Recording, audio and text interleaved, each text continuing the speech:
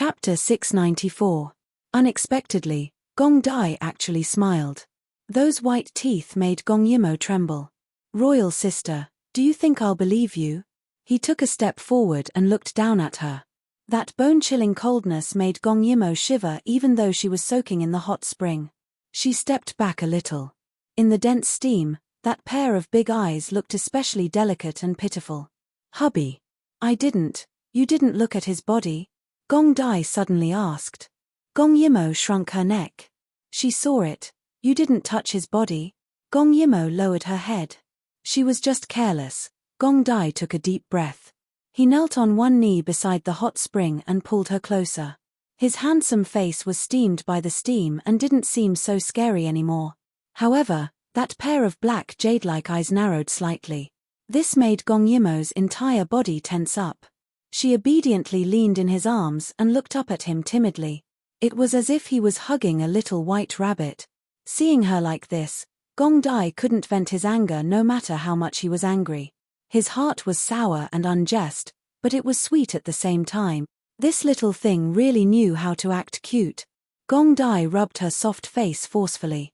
He felt that out of all the words that royal sister had said, only the word cute could describe his darling. "Hubby.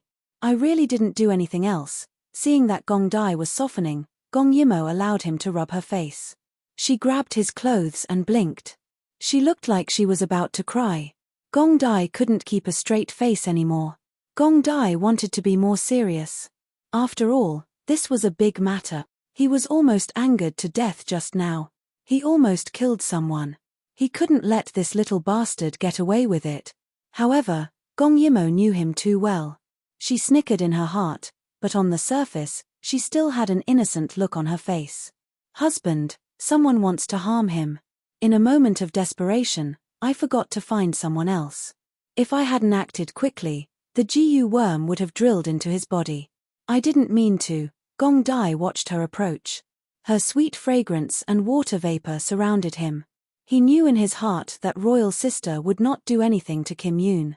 It must be a misunderstanding. However, when he thought about how royal sister had seen another man's body, he could not help but feel jealous. If it wasn't for his absolute trust in his royal sister, he would have killed Kim Yoon back then. "But he likes you."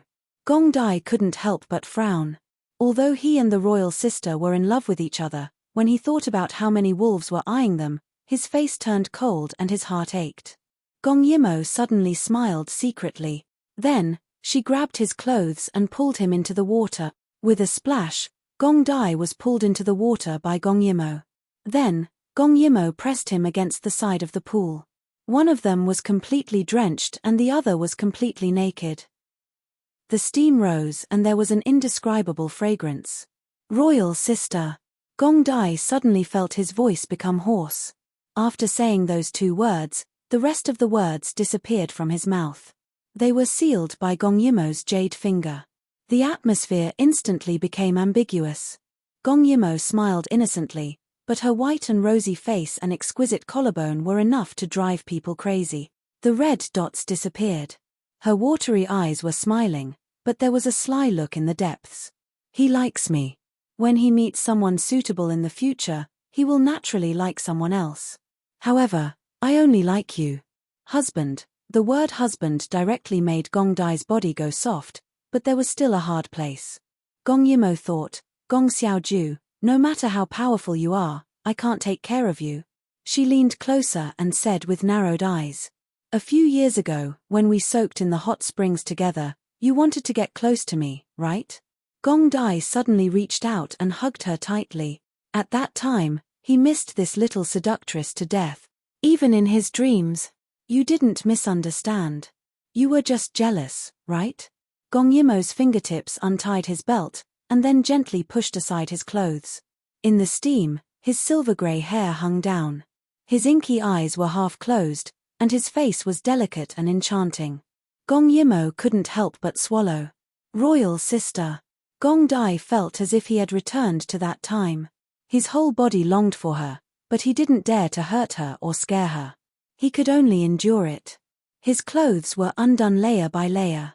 Gong Yimo domineeringly got up, raised his chin, and kissed him deeply. The kiss made Gong Dai's mind go blank. The sour jealousy was directly thrown away. He was confused, as if he had fallen into the clouds. Don't be jealous. Gong Yimo's lips moved away for a long time. On a snowy night by the hot springs, two delicate and enchanting people were entangled together, as if they were inseparable. In the future, I will only look at you, okay? Her fingertips brushed across his face. Gong Dai was somewhat impatient and wanted to continue kissing her, but he was stopped by Gong Yimo's hand. Don't worry, let me see first. There was a smile in her words, and there was a kind of deep teasing. Gong Dai didn't think of resisting, and he allowed her to set fire to all over his body and do whatever she wanted. The warm water gradually heated up. The two's breathing gradually became heavier, and in the end, the sound of water became louder and louder, and they couldn't stop panting. They had long forgotten why they had come here in the first place. The next day, Gong Yimo woke up on the bed. She endured the soreness all over her body and pushed the man who was hugging her. Gong Dai, you're too much of a beast. For the sake of the baby, I want to live separately from you. Gong Dai was originally sleeping soundly, but when he heard his wife's voice, he opened a pair of glittering ink-black eyes and said subconsciously, "Why do you want to live separately? Didn't I feed you enough?" It just so happened that he hadn't eaten enough either. He felt so wronged. Gong Yimo was so angry that she pinched him. "You're overindulging." Gong Dai looked at her as if he had been wronged. "Last night, it was clearly you who pestered me." He couldn't resist her in the first place, so when she took the initiative, he could only carefully enter the battle. "It was you." Gong Yimo quibbled. "I don't care. From today onwards, you're not allowed to have sex." Gong Dai couldn't take it anymore, and he said sternly, "The imperial doctor said that 4 to 7 months is fine. Be gentle, and pay attention to your posture." Gong Yimo didn't expect Gong Dai to ask such a question, and her face turned red. "The imperial doctor must have asked you to control yourself, right?" Gong Dai felt wronged. "I wasn't being presumptuous." He had known royal sister for 1 or 2 years, and he had only had sex 5 times. Was there any husband who was more wronged than him? Gong Yimo didn't care. She just wanted to torment him. Who asked him to scare her last night? In the end, the husband and wife had a good discussion about the frequency of sex before they slowly got up. Gong Dai had now taken over all of Gong Yimo's matters, including dressing her, putting on shoes, and arranging the food that she liked to eat and could eat. He was developing into a wife-slave, but he didn't realize that Gong Yimo had accepted it as a matter of course, and her temper had grown because of his pampering. In short, this couple didn't have the status of a husband, even if Gong Dai was revered by everyone outside. Chapter 695. When he saw Kim Yoon, Gong Dai's face suddenly sank. However, after last night's intimacy, he gradually suppressed his anger. In his heart, he warned himself for the 108th time that he would never come to Yuheng again. When Jin Yoon saw the two enter together, he knew that last night's misunderstanding had been resolved. He breathed a sigh of relief, but at the same time, he felt a sense of loss. Gong Ju really trusted Moa wholeheartedly. If he were in Gong Ju's shoes, he would never be as rational as Gong Ju in the same situation. Perhaps this was the reason why Moa chose Gong Dai. Last night, a lot of things happened that made everyone feel as if a stone was pressing down on their hearts. Gong Yimo did not delay. She felt that last night's turmoil was just an appetizer. In order to prevent the other party from making a big move, she had to stop it first. After breakfast, the group of people came to a secret room. Gong Yimo suggested that they cut open Jin Ju's body to take a look. Perhaps there would be some clues. Such a bloody thing was definitely not done by her.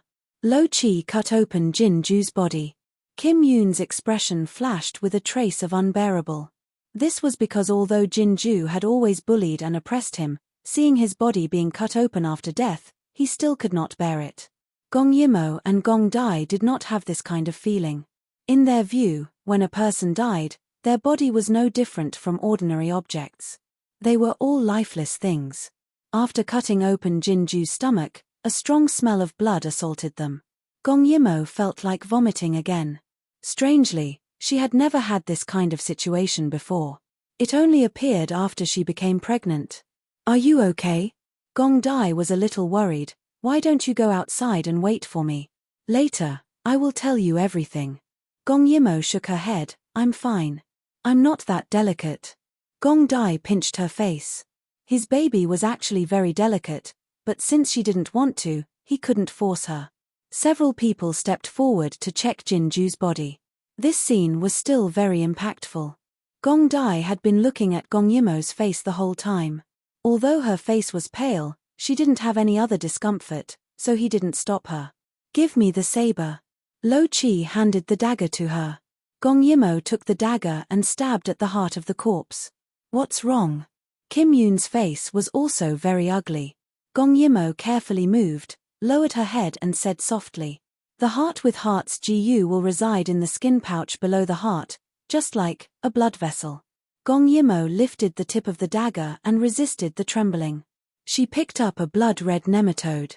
That feeling of goosebumps came again. Gong Dai immediately took her dagger.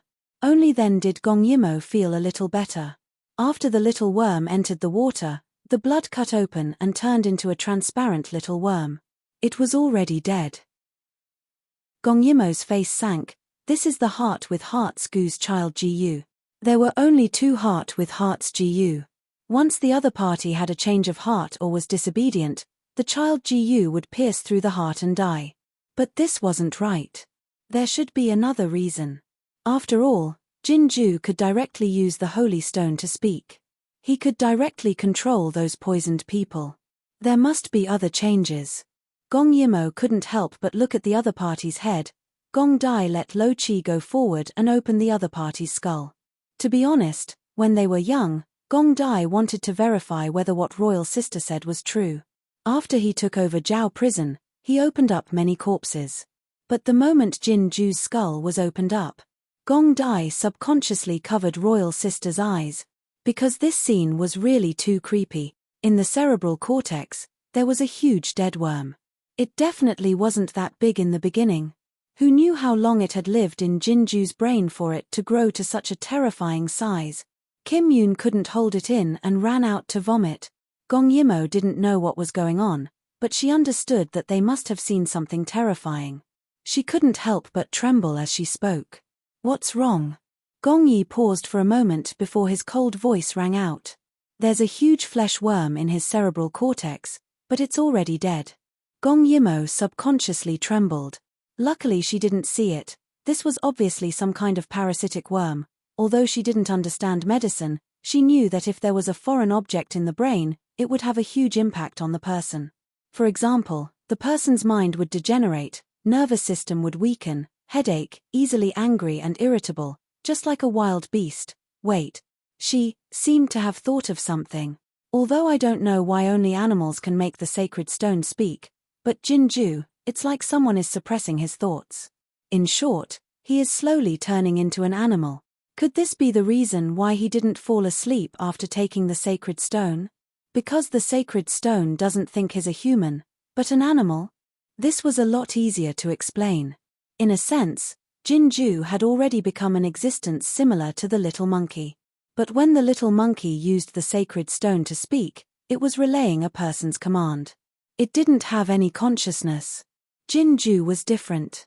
He had the sacred stone in his body, so he could connect with other poisoned people.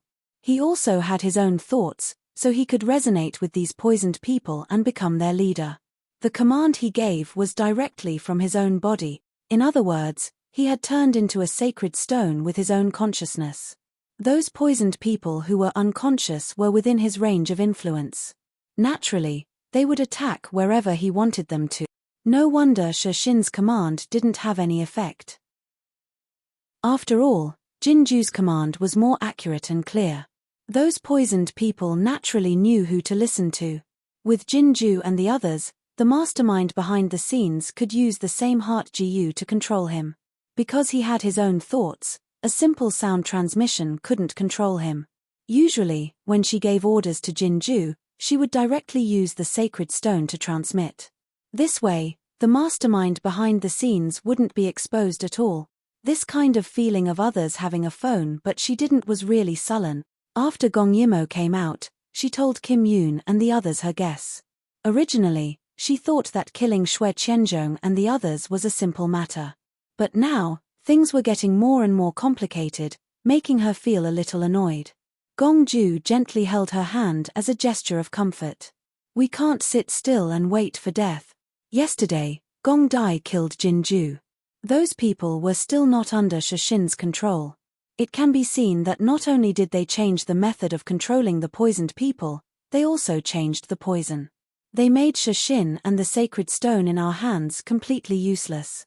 If this goes on, we will be too passive.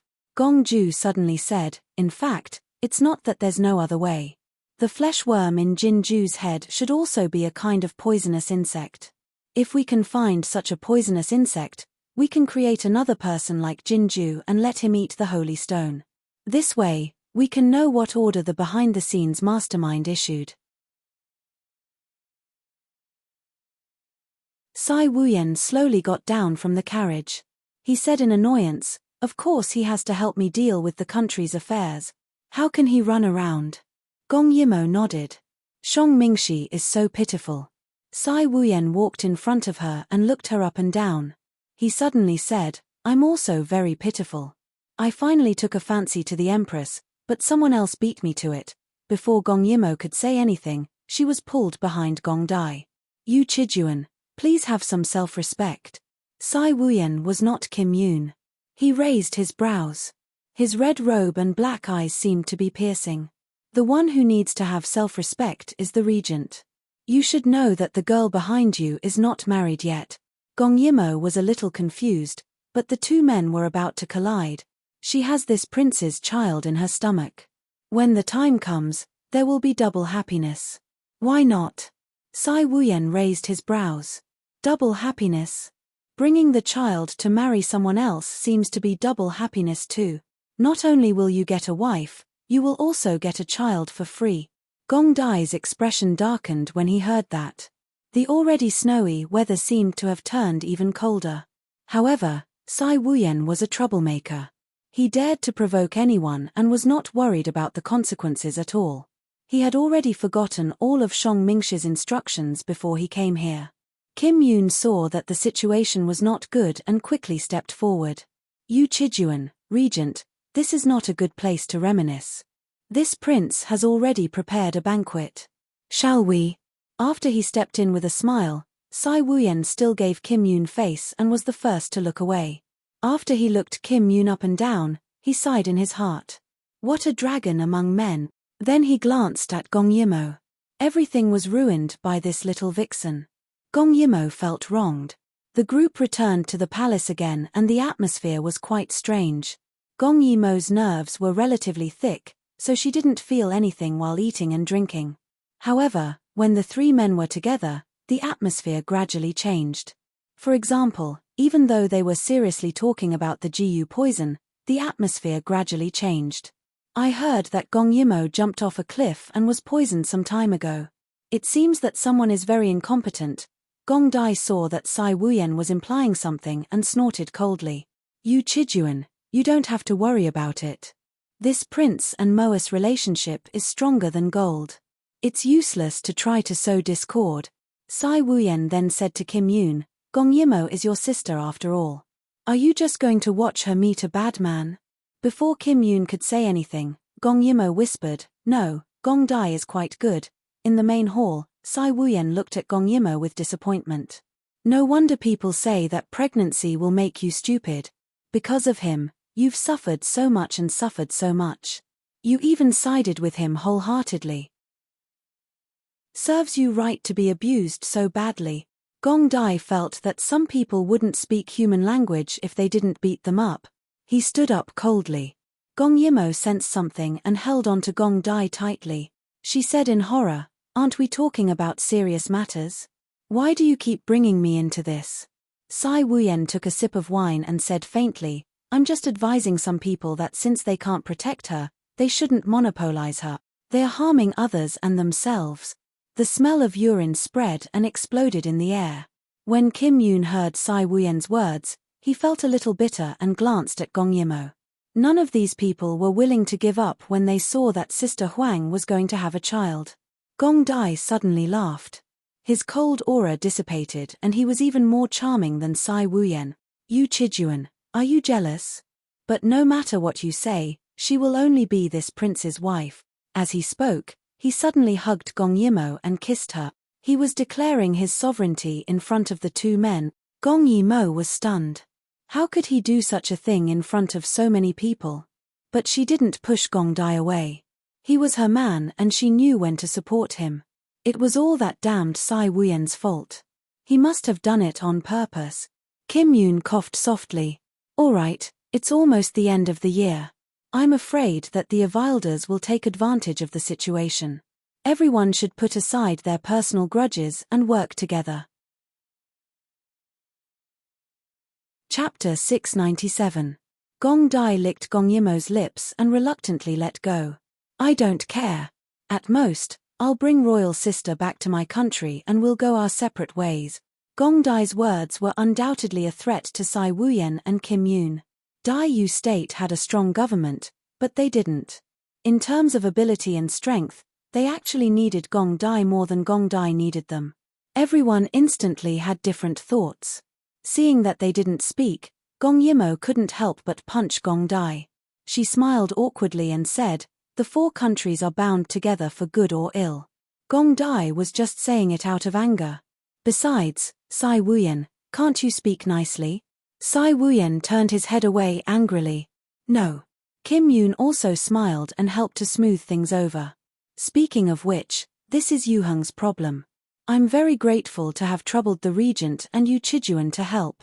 I'd like to propose a toast to the regent and Yu Qijuan. I hope that you can work together to fight against the enemy. Sai Wuyen snorted, but still tilted his head back and drank the wine. Gong Dai smiled coldly and drank the wine as well.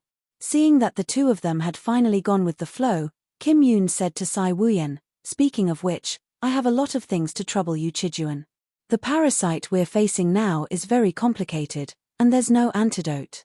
My dungeon is full of poisoned people. They're all citizens of Yuheng. Yu Qijuan, please save them. Sai Wuyen narrowed his eyes and said, if there's poison, there's an antidote.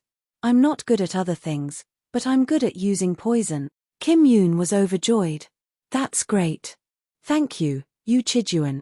Gong Yimo said, I'm afraid it won't be that easy. The GU poison itself is very difficult to detoxify, and the other party even changed the GU poison. Obviously, the other party also has a poison expert. Sai Wuyen's expression changed slightly. After thinking for a while, he said, after I received the letter from the Prince Regent, I had my suspicions. Before I came here, I received accurate news that Dong Luani had gone missing. She poisoned the man who loved her wholeheartedly and left Yuchi. Everyone's expression turned solemn. Looks like the other party's helper is her. Not bad. Gong Yimo still wanted to say something, but suddenly, an ear-piercing scream was heard. Her head hurt. It turned out that it was that monkey. He didn't know when it had leaped into the hall. Its cries gave Gong Yimo a headache. Gong Dai was shocked and immediately glared at him. The little monkey, who had been unable to control itself, strangely shut its mouth. Then, he was caught by Lo Chi who was chasing after him. At the same time, he also stuffed her mouth. He knelt down. Your Highness, this subordinate has failed in his duty. This monkey suddenly ran here like crazy. But how could Gong Dai pay attention to him at this moment? All his attention was on Gong Yimo. Are you all right? Just now, when Gong Yimo screamed, Sai Wuyen and Kim Yoon came over. Even if they didn't get along well with Gong Dai, they only had gratitude towards Gong Yimo. Gong Yimo's face was pale. She suddenly spoke intermittently in Gong Dai's arms. Oh no, I heard it.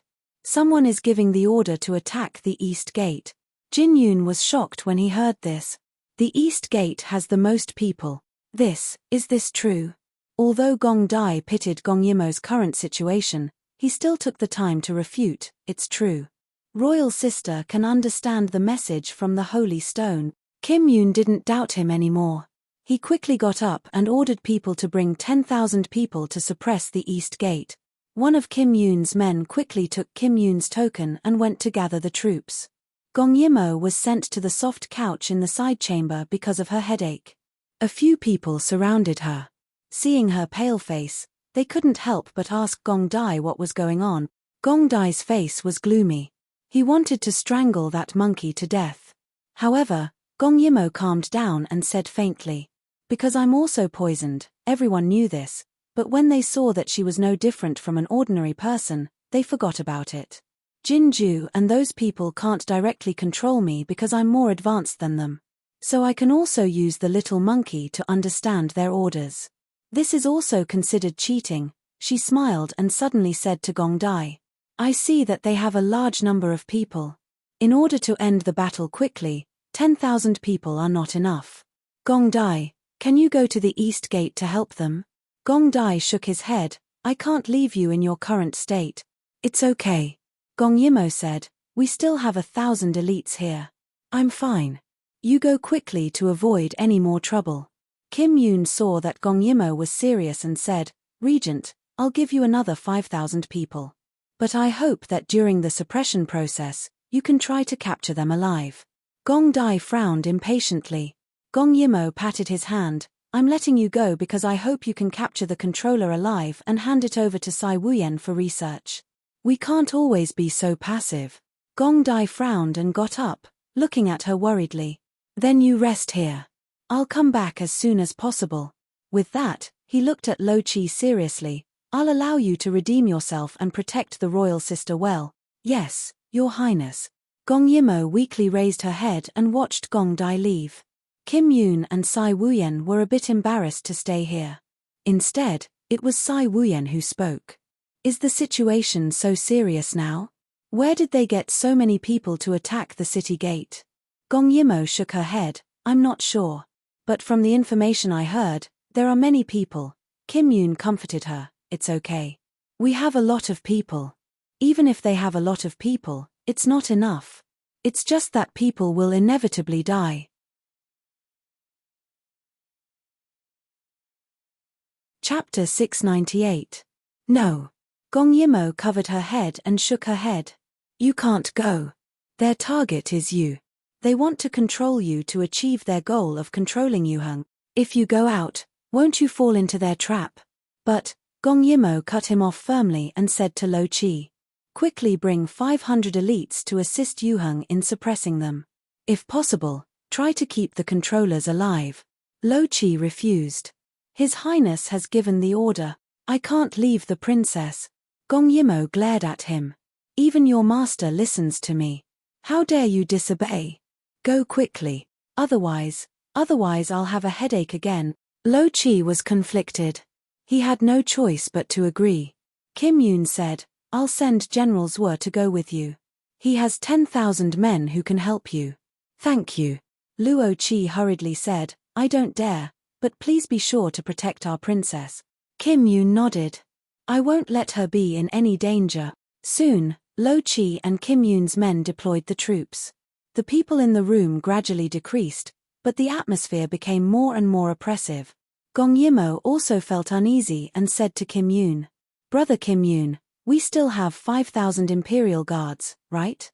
Let them guard the palace gates well. Although those people probably can't break in, it's still better to be prepared." As she spoke, she covered her head with her hands in pain. Kim Yoon comforted her and said sternly, "Moa, don't worry. I'll go deploy the troops now. If you have a headache, have a good rest. You Chijuan, help check on Moa. Her headache is too strange." Sai Wuyen nodded. "Go deploy the troops. I'll take a look at her." Kim Yoon nodded and left in a hurry. Sai Wuyen frowned and suddenly said, "It's my first day here. Why did so many things happen?" Gong Yimo obediently let him take her pulse. "Because you're a jinx." Sai Wuyen raised his eyebrows angrily. "Do you believe that I will make your head hurt even more?" Gong Yimo sighed. "You can't be so cruel, right?" Sai Wuyen snorted and carefully checked her pulse. However, this was not an illness. He could not see anything from her pulse. He thought for a moment and gave Gong Yimo some of his self-made sobering pills so that she could have a good rest. "It's so chaotic outside. How can I sleep?" Gong Yimo shook her head. Sai Wuyen smiled. This thing can help you sleep. Don't worry, you'll feel better after you wake up. Not long after he finished speaking, Gong Yimo fell asleep. Sai Wuyan sat beside her and gradually felt a little restrained. After all, he came this time because of Gong Yimo's face. Perhaps there was no other relationship between them, but that did not stop him from getting close to her and sharing her burdens. Secondly, this sudden enemy seemed to be unfathomable. He was worried that it would implicate Yuheng, so he took action in advance to help Yuheng. However, at this moment, there was a sudden commotion outside. Sai Wuyan was a little puzzled. Seeing that Gong Yimo was gradually falling asleep, he left some of the shadow guards beside him and got up to go out to see what was going on. Gong Yimo seemed to be asleep, but also did not seem to be. In her dream, she seemed to hear someone calling her and ordering her to do something. However, the voice was too weak. She could completely block it when she was awake, but she heard it when she was asleep. It made her very uncomfortable. How could she be controlled? Gong Yimo struggled to break free from the restraints and suddenly opened her eyes. However, she heard a lot of noise outside. She was asleep. How long had she been asleep? Gong Yimo looked around and found that Kim Yoon and Sai Wuyan were not there. Strange, didn't Big Brother Kim Yoon go to deploy the defense? He should be back soon. Why was he nowhere to be seen? And Sai Wuyan? He did not know martial arts and could not help with the matters outside. Why was he missing? Gong Yimo got up curiously. When she opened the door, the noise became even louder, and her door was actually surrounded by people. Lo Chi had left with 500 elites, but the remaining 500 people actually spontaneously surrounded her door. What's going on? Gong Yimo was still very dignified. Seeing that she was awake, Luo Xiaoqi stepped forward to report. He was usually cheerful, but at this moment, his expression was very serious. Princess, it seems that someone has broken into the palace.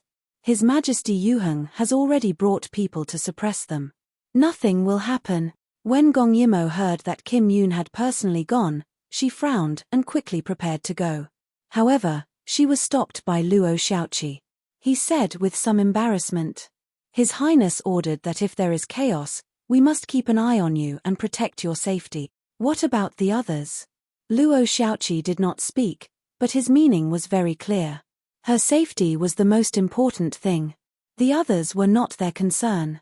Gong Yimo sighed, without the lips, the teeth will feel cold. If something happens to Yuheng, Dai Yu State will not be spared. Let me out. No, he still wanted to insist, but Gong Yimo raised her eyebrows. The sudden deterrence made Luo Xiaoqi tremble. How could he forget that the person he was facing was not some weak princess? She was the crown prince, the princess of Feng Gui Rong Ggu State, who was personally conferred by the former emperor. How could he control her? I will give you two choices. 1. I defeat you and you go out. 2. You come with me and listen to my orders. Luo Xiaoqi hesitated for a moment, but the other party's aura was getting stronger and stronger. He could not withstand the pressure and could only say this. We will follow you. Very good. Gong Yimo hurried out and asked, Where is Sai Wuyan? Why is he not here? Luo Xiaoqi quickly said, His Majesty saw that there were enemies at all 4 gates. He was afraid that the 5,000 garrison troops would not be able to hold them off. He said that he developed a kind of bone-softening powder that can numb the muscles and bones, so he went to the side palace gate to help His Majesty Yuheng. The situation was so urgent. Gong Yimo asked again, There are people guarding the east and west gates. Why are there people poisoned in the city? Speaking of this, Luo Xiaoqi was also a little surprised. Someone opened the prison gate. These people all escaped from the dungeon. Gong Yimo could not help but knock her head. She was too careless. When those people were captured, she and Kim Yoon did not say that they were going to kill them. She did not expect that things would go wrong at the most critical moment. Could it be that this was premeditated by the enemy? If that was the case, the mastermind behind this was too scary. When Gong Yimo hurried to the side palace gate, it had not been broken through by the enemy yet. However, the situation was very serious when she heard the noisy roars outside. There were more than 3,000 poisoned people in the city. They were all fearless, and the 5,000 garrison troops were scattered around the palace gate. It was unlikely that they would be able to hold them off for long. Now, she could only hope that Gong Dai could come back soon. It was impossible to capture them alive. In this case, the only way to relieve the pressure was to kill those poisoned people. Otherwise, if more and more poisoned people were caught in the city, who knew what terrible consequences they would bring in the chaos? Chapter 699. Soon, Gong Yimo saw Sai Wuyen. He was dressed in red and was standing on the wall of the side palace gate. He was sprinkling a fine white powder. Below him were the poisoned people who were crazily smashing the door. They were all moving in a regular and planned manner. They were extremely strong. 1,000 soldiers were on standby. Their mission was to guard this door. How is it? Gong Yimo quickly went forward and asked. Sai Wuyen was shocked to see her. Why are you awake? We don't need you here. You're pregnant. Go back and wait for the news. He was a little flustered because the situation was really serious. He didn't want Gong Yimo to be hurt. Gong Yimo raised her eyebrows slightly. Are you looking down on me? Sai Wuyen shook his head with a headache. No, I'm here. There won't be a problem. Although these people are really difficult to deal with. He looked at the hundreds of people below the side palace gate with lingering fear. I just fought with them. I found that not only are their fighting strength amazing, but they also don't feel pain. They are not afraid of death, so I had to retreat and guard the palace gate. They seem to have planned it. They attacked from different gates. Yuheng is guarding the main palace gate. I heard that there are more enemies there. Gong Yimo said in surprise when she saw that the people below seemed to be attacking less fiercely. Your powder seems to be effective on them. Sai Wuyen nodded. So, I'm fine here. I have experts protecting me. There are more than 1,000 soldiers here to help me. I'm safe. You don't have to worry. Go back. Gong Yimo thought for a moment and said, do you have an antidote for this powder? If I accidentally touch it, won't I be poisoned? Sai Wuyen frowned. Go back and stay there. How can you touch it? Although he said that, he still gave her the antidote and urged her impatiently. Go. Gong Yimo glared at him. She still asked Luo Xiaoqi to leave 100 people here to help Sai Wuyen. She didn't go back, but went to the main palace gate instead. The sky was gloomy and seemed to be preparing for a heavy snow. Gong Yimo heard a shout from afar. Then, a person covered in blood fell at her feet. Princess. This palace person obviously knew Gong Yimo. However, his face was covered in blood, so Gong Yimo couldn't recognize him. Don't go. The main palace gate. The main palace gate is broken. Gong Yimo was shocked and quickly pulled him up. She asked anxiously, where's Kim Yoon? Where's your majesty? He opened his mouth and wanted to say something, but he fainted because of his injuries. Gong Yimo had no choice but to hand him over to the person behind her. She sped up and ran forward. His Highness Princess. Since the city gate has been breached, let's retreat. After all, nothing's princess's princess. Gong Yimo didn't seem to hear his words. She ran faster and faster toward the main palace gate. In the process, more and more palace people escaped with injuries. Occasionally, there were some poisoned people. They wore prison uniforms and ran toward them, but they were all killed by Luo Xiaoqi's people. Seeing that the gate was getting closer and closer, the screams became louder and louder. When she was about to reach the main palace gate, she saw that the gate was wide open and the ground was covered in blood. There were still many guards at the gate stubbornly resisting, but they were obviously no match for those poisoned people. After those poisoned people caught them, they tore and bit them. They were so fierce as if they wanted to kill everyone in sight. The chaos, the screams, and the corpses on the ground made Gong Yimo's pupils shrink. Suddenly, endless hatred surged in her heart. She tried so hard to avoid a war, but there were always people stirring up trouble. She didn't want anyone to die. But some people just didn't care about other people's lives for their own selfish reasons. Seeing Gong Yimo's eyes turn red, Luo Xiaoqi was also very angry. He quickly ordered people to join in the battle to help. The 5,000 garrison troops were scattered to the 4 palace gates. There was not much left. The corpses on the ground and the garrison troops who were still resisting the poisoned people made them admire them, and those who were originally ordinary people were now like ferocious beasts. All their pity disappeared. Cruel and bloodthirsty, inhumane. They just wanted to tear these madmen into pieces. Gong Yimo closed her eyes. She was wrong. She shouldn't be soft-hearted. These poisoned people were time bombs. She should have killed them all long ago. Moreover, she was likely to fall into the enemy's trap. Were there really so many enemies?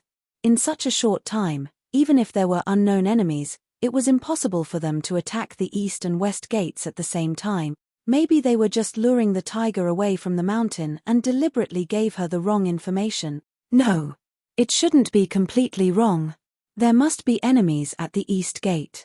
Otherwise, they wouldn't be able to delay Gong Dai. But it might not be the case at the west gate. Lo Chi and his people went smoothly, but when they found out it was a trap, it was very difficult for them to come back.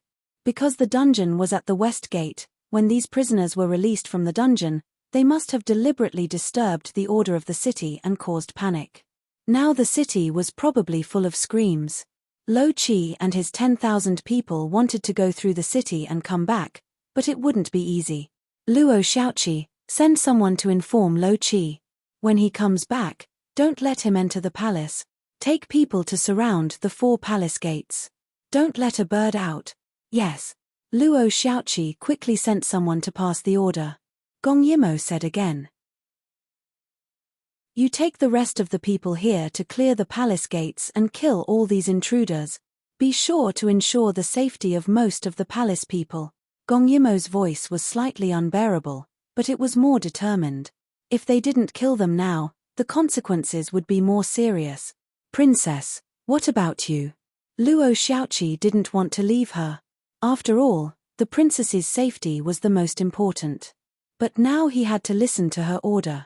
After all, when the nest was overturned, no egg would remain intact. Their target is Kim Yoon. I have to save him. In short, she wouldn't let them succeed. After hesitating, Luo Xiaoqi could only agree and join the battle. Gong Yimo plunged into the depths of the palace to look for someone. The city gate had been broken. If Kim Yoon retreated with his people, he should go to the main hall.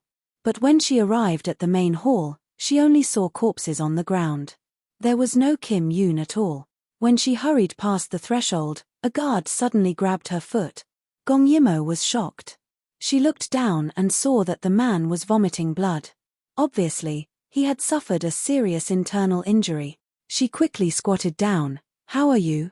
Then she took out a rejuvenation pill from her space to feed him. But he shook his head and struggled to point in a direction. Please. Princess, save me. Before he could finish his words, he died with his eyes wide open. The pill was crushed by Gong Yimo's hand. At this moment, the anger in her heart was unparalleled. The murderous aura was spreading. She hadn't been so angry for a long time.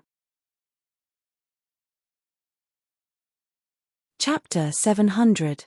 She glanced at the guard who died in front of her and then glanced at the mess in the main hall. She took a deep breath and ran towards the direction the guard pointed at. She took out a hidden sword from her space. Her eyes were like lightning, like an unsheathed sword.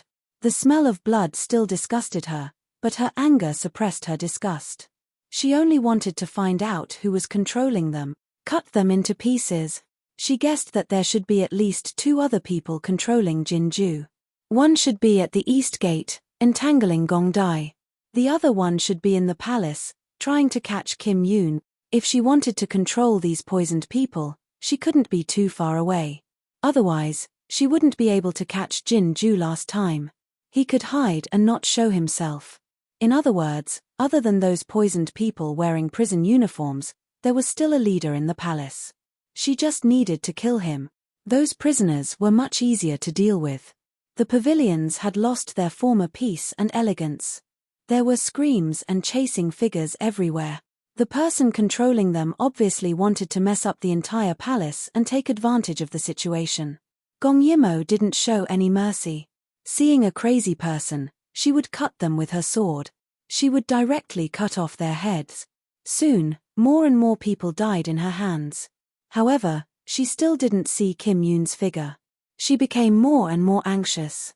Could it be that he had been captured by those people? Gong Yimmo's gorgeous palace dress was stained with blood. The sky began to snow again. The cold and bleak intertwined with the bloodthirsty killing intent. She looked at the two prisoners rushing towards her. She twisted her neck and raised her sword to kill. The snow was getting heavier and the sky was getting darker. Gong Yimmo felt that she had killed at least a few hundred people. She saved a lot of palace people. Every time she saved one, she would let them lead the other palace people to hide in the harem. Kim Yoon's harem was empty, so it was the safest place to go. She gradually gathered the palace people who were running around. However, she asked a lot of people along the way. They didn't see Kim Yoon. The palace was so big, where did he go? Gong Yimmo anxiously jumped onto the roof of the main hall. With a light tap of her toes, she stood at the tip of the eaves and looked down. The chilly wind blew, causing her robes to flutter loudly. Her black hair fluttered, and her red lips were slightly pursed. She was indescribably ferocious. Don't panic. Kim Yoon had many people protecting him, so it would not be easy for the other side to take him down. Moreover, the other side only had 3,000 people, and they were spread out to the 4 city gates. Kim Yoon would only face 1,000 or so people. Excluding those who had died, the number of people she had killed was even lower. And the controller should be near Kim Yoon, chasing after Kim Yoon. Within the bleak palace, Kim Yoon retreated step by step. Outside, there were sounds of desperate fighting. The prisoners did not use weapons and relied solely on their physical strength. It was extremely difficult to kill them, so even though Kim Yoon had the advantage in numbers, he did not have the upper hand. This was the Cold Palace, and it was also the place Kim Yoon was most familiar with. There was a secret room here that he could hide in, just in case. However, the other side suddenly attacked with irresistible force and caught him off guard. He retreated step by step and was finally blocked here. Moa was right. These people had come for him because only by capturing him would they be able to take complete control of Aliath. Aliath was situated between the two kingdoms, and it was their most ideal base. So this time, they disregarded the consequences and spared no expense as they moved out in full force. However, as long as he was alive and not captured by the other side, they would not lose. Unfortunately, he was too slow and was intercepted in the end. Jin Yoon's heart ached as he listened to the incessant wails. Because of his benevolence, so many people died in exchange. If it were Gong Dai, he would definitely kill those poisoned people right away, right? Thinking of this, Kim Yoon raised his head with some pain and looked at the woman in front of him. Imperial Grandmother, I admit that I have treated you well. You are also a citizen of Yuheng. Your brothers and father are all in Yuheng. Do you know that your actions will bring disaster to your entire family? The woman in front of him was very thin and did not look old. However, her hair was completely white and her eyes were very fierce. That fierceness was not only because of her hatred for Kim Yoon, it was also because she was becoming less and less human. Her movements were nimble and her body was bent, making her look more and more like a monkey. One could imagine that the GU worm in her brain was growing bigger and bigger. Kim Yoon, no matter how glib your tongue is, you will not escape from my hands today. You stole my son's throne and allowed your bitch to kill my son. You harmed my grandson. Do you think that by sparing our lives, we will be grateful to you? Dream on. Even if I die, I will drag you to hell with me. The only one who could be called Imperial Grandmother by Kim Yoon was the Grand Empress Dowager. Jinju's mother was her niece, so she only recognized Jinju as her grandson. After the previous emperor died, Kim Yoon killed Jinju's mother but let her live. He did not mistreat her maternal family. Who would have thought that she would stab him in the back at the crucial moment? Kim Yoon covered the wound on his arm with a grave expression. At this time, Gong Yimmo did not find Kim Yoon. Instead, she saw Lo Chi. Lo Chi saw that Gong Yimmo was fine and let out a sigh of relief. Princess, there are garrisons guarding the 4 palace gates. 500 of us are here to protect you. Gong Yimmo nodded, I don't need protection. But you can follow me. I am looking for Kim Yoon. He is in trouble now. At this time, one of the palace maids that Lo Chi saved suddenly said weakly, His Majesty might be in the cold palace. There is a secret room there that can temporarily ensure his safety. Gong Yimo suddenly slapped her head in annoyance when she heard that. I actually forgot about that place. Saying that, she hurriedly ran away. Lo Chi quickly followed. Kim Yoon covered his wound and retreated. However, the other party was closing in. Both sides were fighting outside. He could only save himself. Jin Yoon had originally thought that the other party was just an old woman in her 50s and was not a threat. However, he did not expect that she had become like those people outside. She had extraordinary strength and left a deep scratch mark on his arm with her claw. He had never hated himself so much for not practicing martial arts. The other party smiled and took out a bottle from her bosom. Kim Yoon, come. As long as you eat this, I will immediately ask the people outside to stop. The old woman smiled strangely. In her skinny hand was a pitch-black pill. No matter how one looked at it, she was up to no good. Kim Yoon retreated. His forehead was dripping with cold sweat. After hearing her words, he could not help but hesitate. You still don't know. Now, the entire capital is in chaos. The people are terrified and the east gate is flowing with blood. However, as long as you eat this, we promise that we will not harm the innocent. After all, we want to get Yuheng. We don't want Yuheng's vitality to be damaged. The old woman saw that Kim Yoon was wavering. She sneered. However, due to the lack of time, she forced Kim Yoon into a corner while tempting him to give in. Chapter 701. Stop your futile resistance. If you had taken Yoon Jin's soup the last time, this wouldn't have happened. Do you want more people to suffer? Aren't you known as a benevolent ruler? How can you be a benevolent ruler when you don't care about the lives of others for your own sake? At that moment, Kim Yoon was really persuaded. If the other party stopped after he took the medicine, what did it matter if he disobeyed her and died from the heart being drilled? The old lady saw Kim Yoon's struggling expression and approached him step by step. She didn't have much time to waste. If that little bitch Gong Yimo came, wouldn't all her efforts be for naught? Hence, she had the intention to use force right from the start and sealed off all of Kim Yoon's escape routes. Come, eat it. Otherwise, more and more people outside will die. She walked closer and closer. Finally, the two of them were only one step apart. All right, I'll take it. Kim Yoon seemed to have finally compromised. He took the medicine with one hand and reached for a vase behind him with the other. Old hag. This is the first time I've seen someone who doesn't want to lead a good life and is rushing to die. Gong Yimo's angry voice was heard. She broke through the window and ignored the people outside who were busy killing each other. She charged toward the old lady like she was breaking through an army of 10,000 soldiers.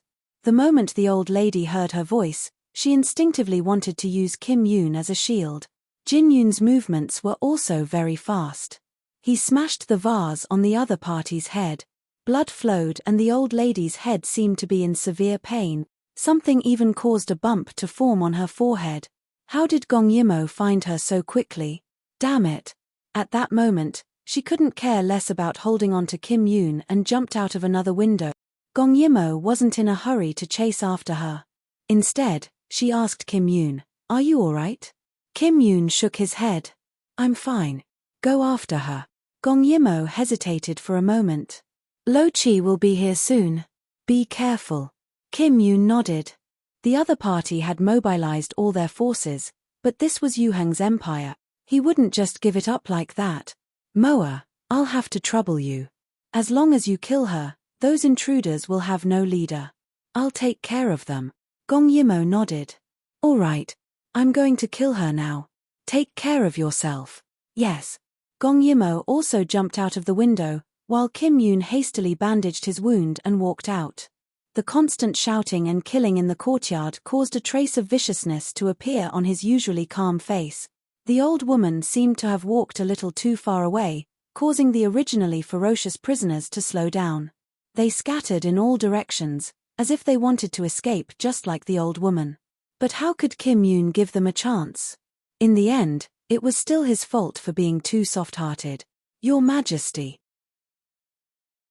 Many people saw that the emperor was fine and their confidence was greatly boosted. Some who were originally exhausted suddenly felt energized. Kim Yoon covered his wound, his expression was unprecedentedly cold. Everyone, listen to my orders. Reinforcements are coming. Take advantage of the victory and pursue them. You must kill all the intruders here. Yes. Many people replied. Once they heard that reinforcements were coming, their physical strength seemed to increase. Coupled with the fact that the prisoners had scattered, their confidence was greatly boosted and they chased after them. The situation was smoothly reversed. With Kim Yoon around, the garrison became more confident and had a backbone.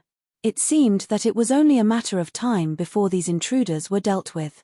Gong Yimo shuttled through the palace and encountered fewer and fewer prisoners. However, her abdomen was in pain. Clearly, it was the result of exercising too much. Baby, at this critical moment, Mom can only let you down. At this moment, a prisoner suddenly jumped out from behind the rockery. He fiercely pounced on Gong Yimo.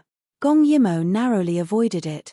Just as she was about to slash down, a murderous aura suddenly appeared behind her. Following that was a sharp scream. When Gong Yimo turned around, she felt a sharp pain in her head. In a daze, she saw the old witch attacking her. Oh no! However, in this situation, Gong Yimo only had time to move her body to avoid being stabbed in her vital part. The knife was about to pierce through Gong Yimo's chest. The old witch's ferocious face revealed a trace of a victorious smile. If she could not capture Kim Yoon, capturing Gong Yimo would be a great achievement. She did not realize that she had completely become someone else's lackey. It was not the so-called cooperative relationship that they had previously discussed. However, in the next second, she flew out like a broken kite and fell to the ground. No one knew if she was dead or alive. Gong Yimo fell into a warm embrace. However, the owner of the embrace was clearly flustered and exasperated. Royal sister, what's the matter? Gong Dai's voice was anxious and fast. He rarely lost his composure like this. In his heart, he was already chopping Lo Chi and Luo Xiaoqi into pieces. They were actually so disobedient. Gong Yimo secretly cursed. As her head was dizzy, she simply lay in Gong Dai's embrace and pretended to be weak. She immediately diverted the trouble away. She used that annoying voice to provoke me. I can't just sit and wait for death. Gong Dai, who rushed back alone, could not tell whether she was telling the truth or not. However, his murderous gaze fell on the old woman who was gradually getting up. Gong Yimo seized the opportunity and said, Gong Dai, I dare not get too close to her. You go and catch her and force her to control those prisoners who are running around in the palace, okay? Many people in the palace have died. We can't add more casualties. Gong Dai also knew that the business was urgent, but the little thing in his arms was not obedient for a moment. Then you stay quiet and wait for me. If you are disobedient again, I will. Gong Yimo stuck out her tongue. I will be obedient. I promise I will be obedient. If there is a next time, I will be at your disposal. Gong Dai reluctantly let go of her. You must wait for me. Don't run around. Yes. Gong Yimo ran away quickly. Originally, she wanted to find a place to wait for Gong Dai. However, in the process of running, she suddenly thought of something. She quickly turned around and ran in the direction of Sai Wuyen. If the other party sent out all their forces, this matter would not be so simple. After all, if they wanted to control Kim Yoon, they could do it at any time. Why did they have to do it when Sai Wuyen came? The only possibility that Gong Yimo could think of was that Dong Luani was afraid of Sai Wuyen's ability and did not want him to help them. Therefore, they wanted to make a move on Sai Wuyen early. The more she thought about it, the more she felt that it was possible. Gong Yimo immediately threw Gong Dai's words to the back of her mind and ran towards the side palace gate. Originally, this was just a guess. However, she did not expect that when she reached the side palace gate, a large number of people had already collapsed on the ground. The palace gate was wide open, as if it had been opened from the inside. The garrisoned soldiers on the ground did not have any injuries on their bodies. It was obvious that they had been poisoned by Sai Wuyen's softening powder. However, there was no sign of Sai Wuyen on the city wall. Gong Yimo was slightly surprised. She leaped onto the city gate and looked out. She saw that the ground outside was also covered with people who had collapsed. Other than the prisoners that Sai Wuyen had taken down at the beginning, there were also the garrisoned soldiers that Lo Chi had assigned to guard the side palace gate. They had all been poisoned to the ground. Chapter 702. However, there was no sign of Sai Wuyen on the city wall. Gong Yimo was slightly surprised. She leaped onto the city gate and looked outside.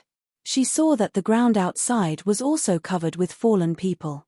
Other than the prisoners that Sai Wuyen had put down at the beginning, there were also the garrison troops that Lo Chi had assigned to guard the side gate.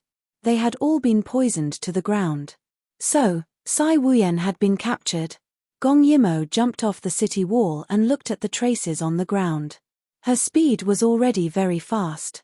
Even if Sai Wuyen had been captured, he shouldn't have gone far. She could still catch up.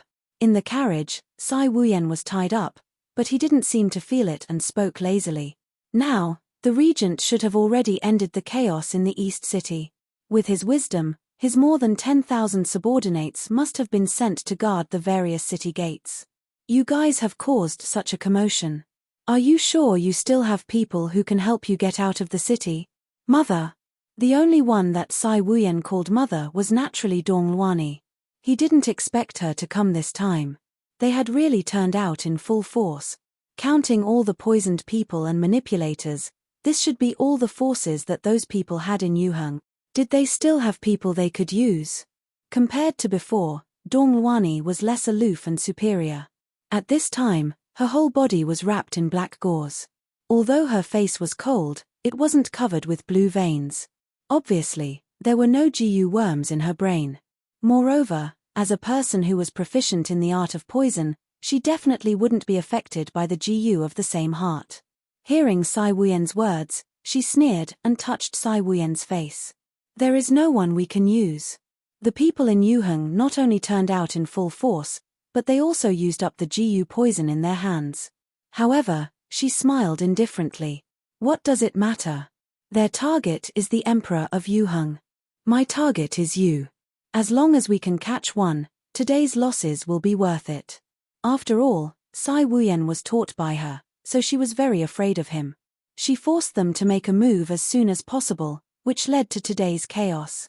Sai Wuyen's knowledge of medicine and poison was not below her own. With his help in Yuheng, she might be able to neutralize her poison very quickly. Therefore, she had to take him away. But you don't have to do it yourself. Sai Wuyen didn't seem to be afraid at all. He smiled lazily and said, "What's wrong? You don't have anyone to use now that you're no longer the Empress Dowager? He has to do everything by himself. How pitiful." Sai Wuyen's words immediately made Dong Luani's face twist. She was originally the high and mighty Empress Dowager Yu Qi, but now she had been reduced to working with a group of shady people. All of this was because of Sai Wuyen. No. It was all Gong Yimo's fault. It was all because of them. Yang why do you have to belittle yourself? After all, I was the one who taught you. Other than me, who else can control you? After all, rare experts can only be found by chance. I could only come here personally. Sai Wuyen narrowed his eyes. You make it sound nice. The feeling of a dignified Empress Dowager being reduced to a running dog isn't bad, right? Dong Luani suddenly reached out to touch his face. Did you forget how you served Ijia in the past? If I'm a running dog, what are you? Or do you want to relive the feeling of being a boy toy? As she said that, she smiled charmingly and touched his chest. Sai Wuyen raised his brows slightly. A single red lip tasted by 10,000 people.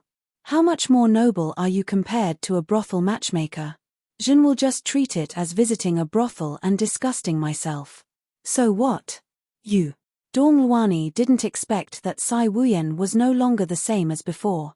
Under Gong Yimo's guidance, he had already completely let go of the past and was able to face his own past.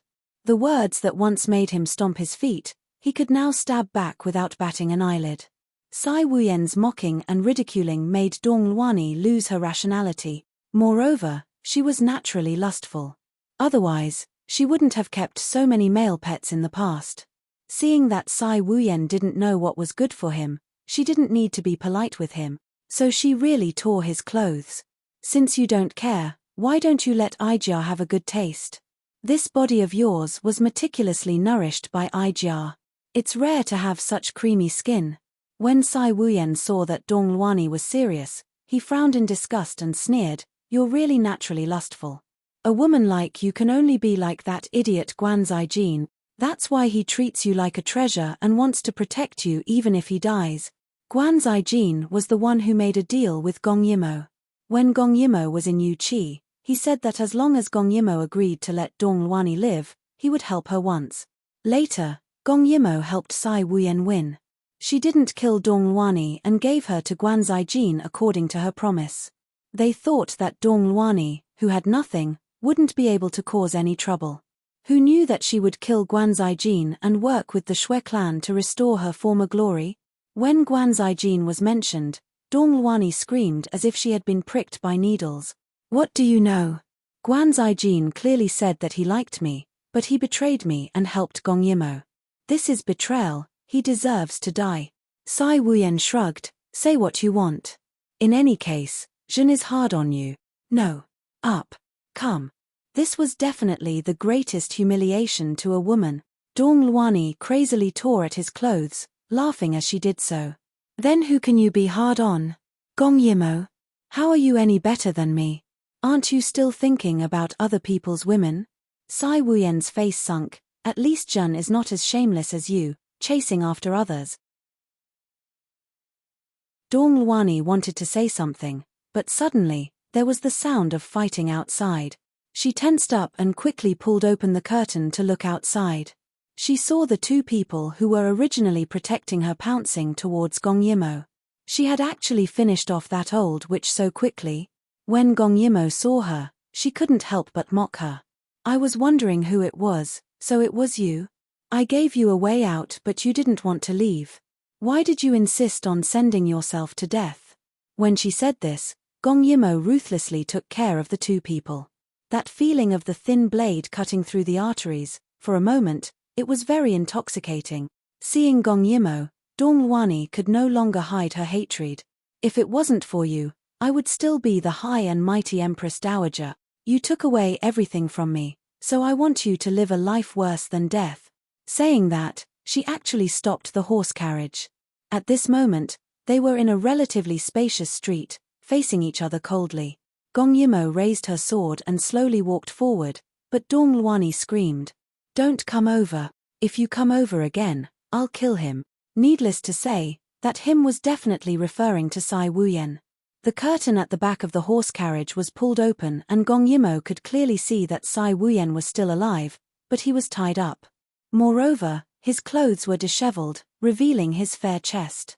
His face was red from anger. Gong Yimo couldn't help but laugh. "I was wondering why you were so angry. So it's because I've delayed you from snatching a common man, in broad daylight, in a horse carriage. Is it really all right?"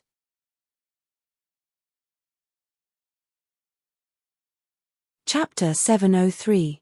Dong Luani was furious that Gong Yimo had suddenly caught up to them when they were almost at the city gate. She was also afraid that Gong Yimo would bring a lot of people to surround them. She couldn't help but panic. When Sai Wuyen heard Gong Yimo's words, he was so angry that his face turned even redder. "Gong Yimo, what nonsense are you talking about?" Gong Yimo smiled as she approached. "I'm just telling the truth. Don't move. Otherwise, I'll really kill him." Dong Luani threatened angrily when she saw that the other party didn't seem to care about her at all. She pressed the dagger against Sai Wuyen's neck even closer. Gong Yimo raised her eyebrows slightly. "Even if I don't move, you won't let him off, right? If you know what's good for you, then let him go. The city gate in front is already blocked. You won't be able to get out." Dong Luani suddenly sneered. "That's not necessarily true." Almost at the same time, a panicked voice suddenly came from outside the western city gate. The ground began to tremble. This feeling made Gong Yimo frown. She suddenly had a bad premonition. She saw Dong Luani get someone to ride her horse out again. It was as if she was sure that she would be able to get out. Gong Yimo followed. To be honest, she had always been curious. Who would help Dong Luani? Today, these enemies had definitely turned out in full force. What other trump cards did the other party have? Therefore, she didn't chase after Dong Luani. Instead, she was one step ahead of her. She simply jumped up the city gate to see what was causing such a commotion. The moment she reached the city gate, she was shocked by the scene before her. In the vast expanse of whiteness, hundreds of black and red figures pierced through like a sword. The ones charging in from outside weren't people, but a large herd of cows. Gong Yimo suddenly recalled that Yuheng was a country that was half nomadic and half farming because it was located between Luyi and Daiyu State. Therefore, the villages here had many cows and sheep. It was completely different from Daiyu State, where each family only had a few pigs and one cow. Gong Yimo didn't notice this after the previous villages were breached. She didn't see any livestock and didn't care. She thought that the livestock had taken advantage of the chaos and ran away. Anyway, there weren't many of them. But only now did she know that those animals had been captured by the other party and used today. Gong Yimo suddenly realized that the person behind the scenes was an extremely smart person. Take one step and think many step. First, he used the cheat that allowed him to hear their commands to turn the tables and use her to lure the tiger away from the mountain. Moreover, he used all his men on the edge of the blade. For example, if Gong Ju was at the east gate, he must send people to hold him back. Therefore, this person cannot be saved. Then, at the west gate, he could make a feint. Gong Yimo even felt that the reason why he had caused chaos everywhere and lured Kim Yoon to suppress them was to let Kim Yoon capture those poisoned people into the city and lock them in the dungeon. That was because he understood Kim Yoon's temperament and knew that he wouldn't kill. Then, at the critical moment, he would let those people in the dungeon give a fatal blow. In addition to the Golden Boat and the controlled Empress Dowager, it was obvious that the other party had not deployed them in the past few months, but had started deploying them a long time ago. It was just that in the past, they didn't have a large number of holy stones in their hands and had to plan slowly. Gong Dai also didn't give the order to kill them, allowing them to have space to survive and slowly plan. And now, Gong Dai's order to kill them gave them a sense of crisis. They had obtained a large number of holy stones, allowing them to make Jiyu poison, which made them even more powerful. That was why they began to reveal their claws and fangs. They were so strong that they could even catch them off guard when they moved out in full force. Who was it? Who knew them so well? Who had planned this from a long time ago? And although the plan was risky, it was very thorough. Clearly, it wasn't something that Snow and those idiots could think of. Those bulls suddenly rushed towards the garrison. Furthermore, their eyes were red. It was obvious that they had taken some kind of drug that had stimulated their madness. However, they also rushed towards the garrison in an orderly manner. It was as if there was something on them that attracted them. Be careful. Seeing this, Gong Yimo wanted to raise her sword to save them, but she was shocked by the next scene. The sudden attack of the mad bulls caused the garrison outside the city gate to panic. They panicked and dodged, exposing the city gate to the bulls' eyes. Only then did Gong Yimo realize. The target of these mad bulls was not the garrison but the city gate. There must be something smeared on the city gate. That was why those bulls had become crazy. Those bulls were very fast, and after the garrison had dodged, they were like meatballs that smashed into the city wall. Bang, bang, bang, bang. It was as if they did not know pain. Gong Yimo stood on the city wall and could hear the sound of the bulls' skulls breaking. It made one's scalp tingle. When a bull was killed, the ones behind immediately took its place, causing the city gate to tremble non-stop. The garrison inside the city felt as if their bodies were about to fall apart from the impact. Soon, they would not be able to hold on. That feeling of being attacked was endless. Even if they died, they did not retreat. This scene was too shocking. Gong Yimo was slightly dazed. And it was this moment of daze. The city gate was smashed open. The moment the gate was smashed open, the garrison inside the city could not help but scatter. Dong Luani took this opportunity to rush out. At this moment, the garrison inside and outside had scattered and no one was blocking the road. Furthermore, the carriage was smeared with some kind of drug. When those mad bulls smelled it, they would avoid it. If they did not leave now, when would they leave? Gong Yimo originally wanted to leave Dong Luani behind, but this scene caused her to change her mind. She watched as Dong Luani left the city before sinking her qi into her dantian and shouting, "Everyone, stay away from the city gate." Gong Yimo's voice was clearly transmitted to everyone's ears. The garrison originally wanted to run back to kill those mad bulls, but when they heard this voice, they subconsciously avoided it. They recognized that it was the princess's voice. Gong Yimo had been in Yuheng for a few years and had often acted together. Coupled with her iconic palace dress, they all chose to listen to her orders. The cold wind blew again, causing the snowflakes to fly diagonally. Below the city wall, after the mad bulls smashed open the city gate, they began to charge aimlessly. Seeing this, Gong Yimo directly took out a bomb. After igniting it, she placed it in different positions. Her figure moved like lightning. Then, an explosion suddenly sounded behind her. Gravel flew everywhere, mixed with the cries of the crowd. She acted as if she did not hear it and quickly moved forward. Everywhere she went, there was a continuous loud sound. Finally, the city wall fell outwards, blocking all the mad bulls outside. Next, she calculated that there were not many bulls that could break in alive and without the city gate as bait. Although they were manic, with the garrison in the city, they would not be able to do anything. Therefore, she did not stay any longer and directly chased outside. At this moment, her expression was dignified and the sword in her hand was held even tighter. She knew that the Snow Clan had hidden forces in the other 3 countries, but who was it? Who had such a strong control ability? Why did they not make a sound before, but now they were moving so frequently? She was really curious.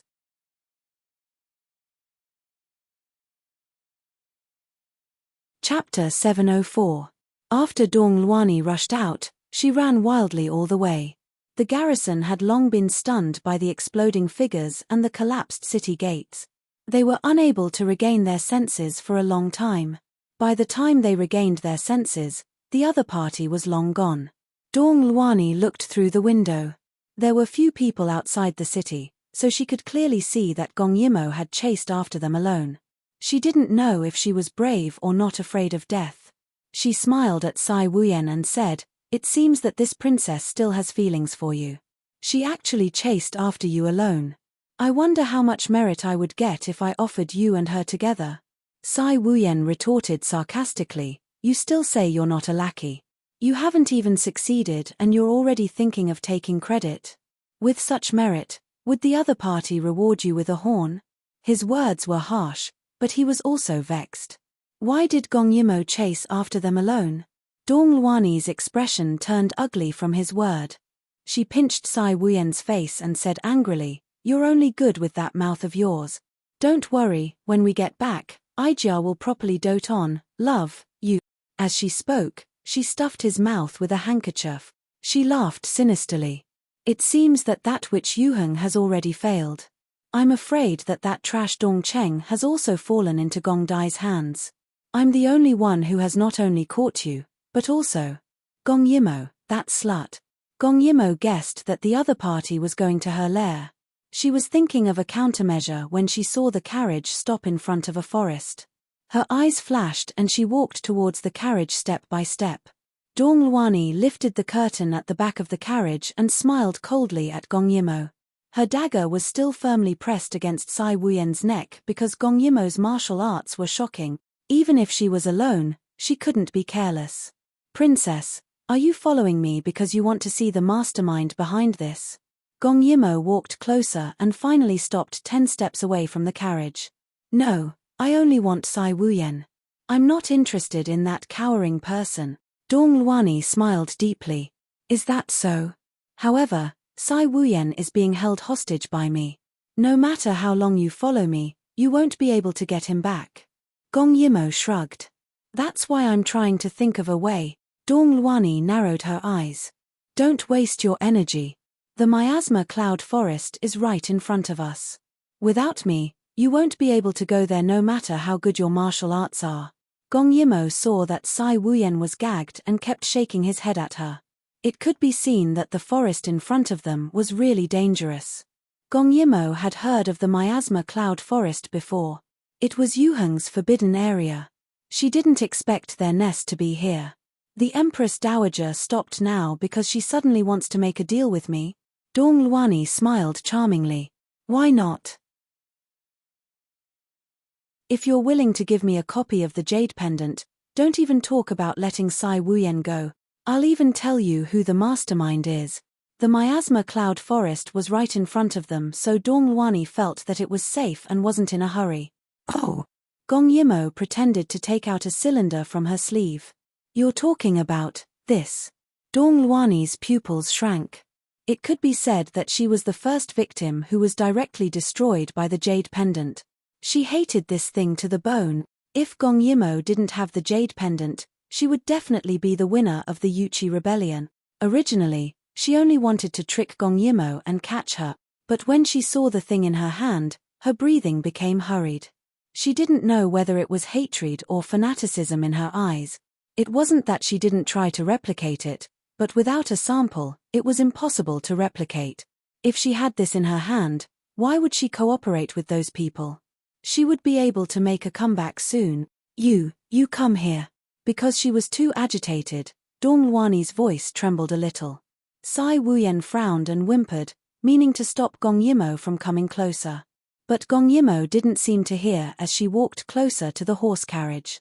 The jade pendant in her hand was thrown up and caught again. She threw it up and caught it again, making Dong Luani's heart feel as if it was being thrown up and caught. The weather was cold, but Dong Luani didn't feel it at all.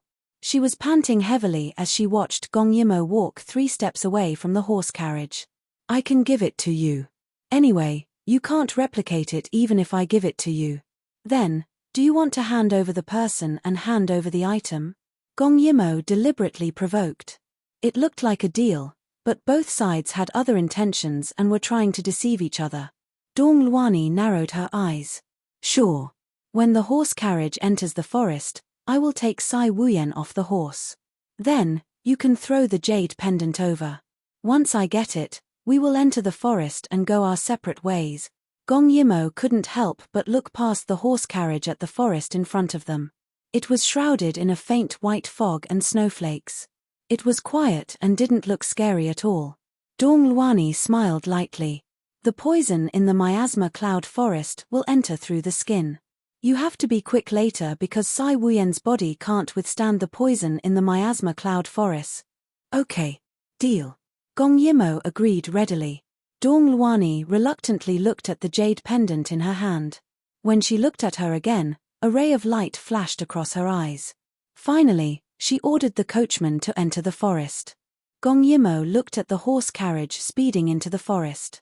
She smiled faintly and then looked at Dong Luani holding Sai Wuyan down the horse carriage. When she walked into the forest, she smelled a strange fragrance.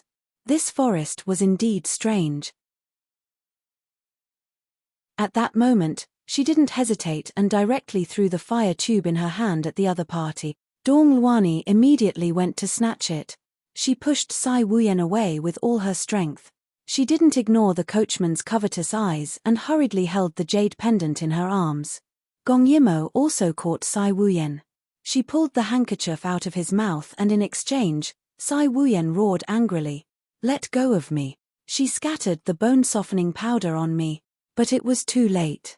Gong Yimo looked at the white powder on her palm and the strange fragrance that was naturally present in the miasma cloud forest. Her body went soft and swayed. Dong Luani's laughter came from behind her. Gong Yimo. You also have a day like this. The miasma cloud fragrance has triggered the bone-softening powder's effect. Are you feeling very uncomfortable now? Seeing that Gong Yimo didn't answer, she walked closer step by step and said maliciously, You originally planned to kill me regardless of the miasma cloud fragrance and take back the jade pendant, right? Have you ever thought that you would be checkmated, princess? Gong Yimo turned around. Despicable. There's something even more despicable. Dong Luani dragged Gong Yimo onto the horse carriage. Both of you are my prey. Seeing that Gong Yimo was taken away without any resistance, Dong Luani's heart calmed down. In the past, when she poisoned Gong Yimo, she didn't get poisoned. It was obvious that she used some trick. Just now, when she felt Gong Yimo's pulse, she confirmed that she was really poisoned. It was obvious that she wasn't immune to poison. Besides, if Gong Yimo was immune, she would have killed her, taken the jade pendant, and taken Sai Wuyan away.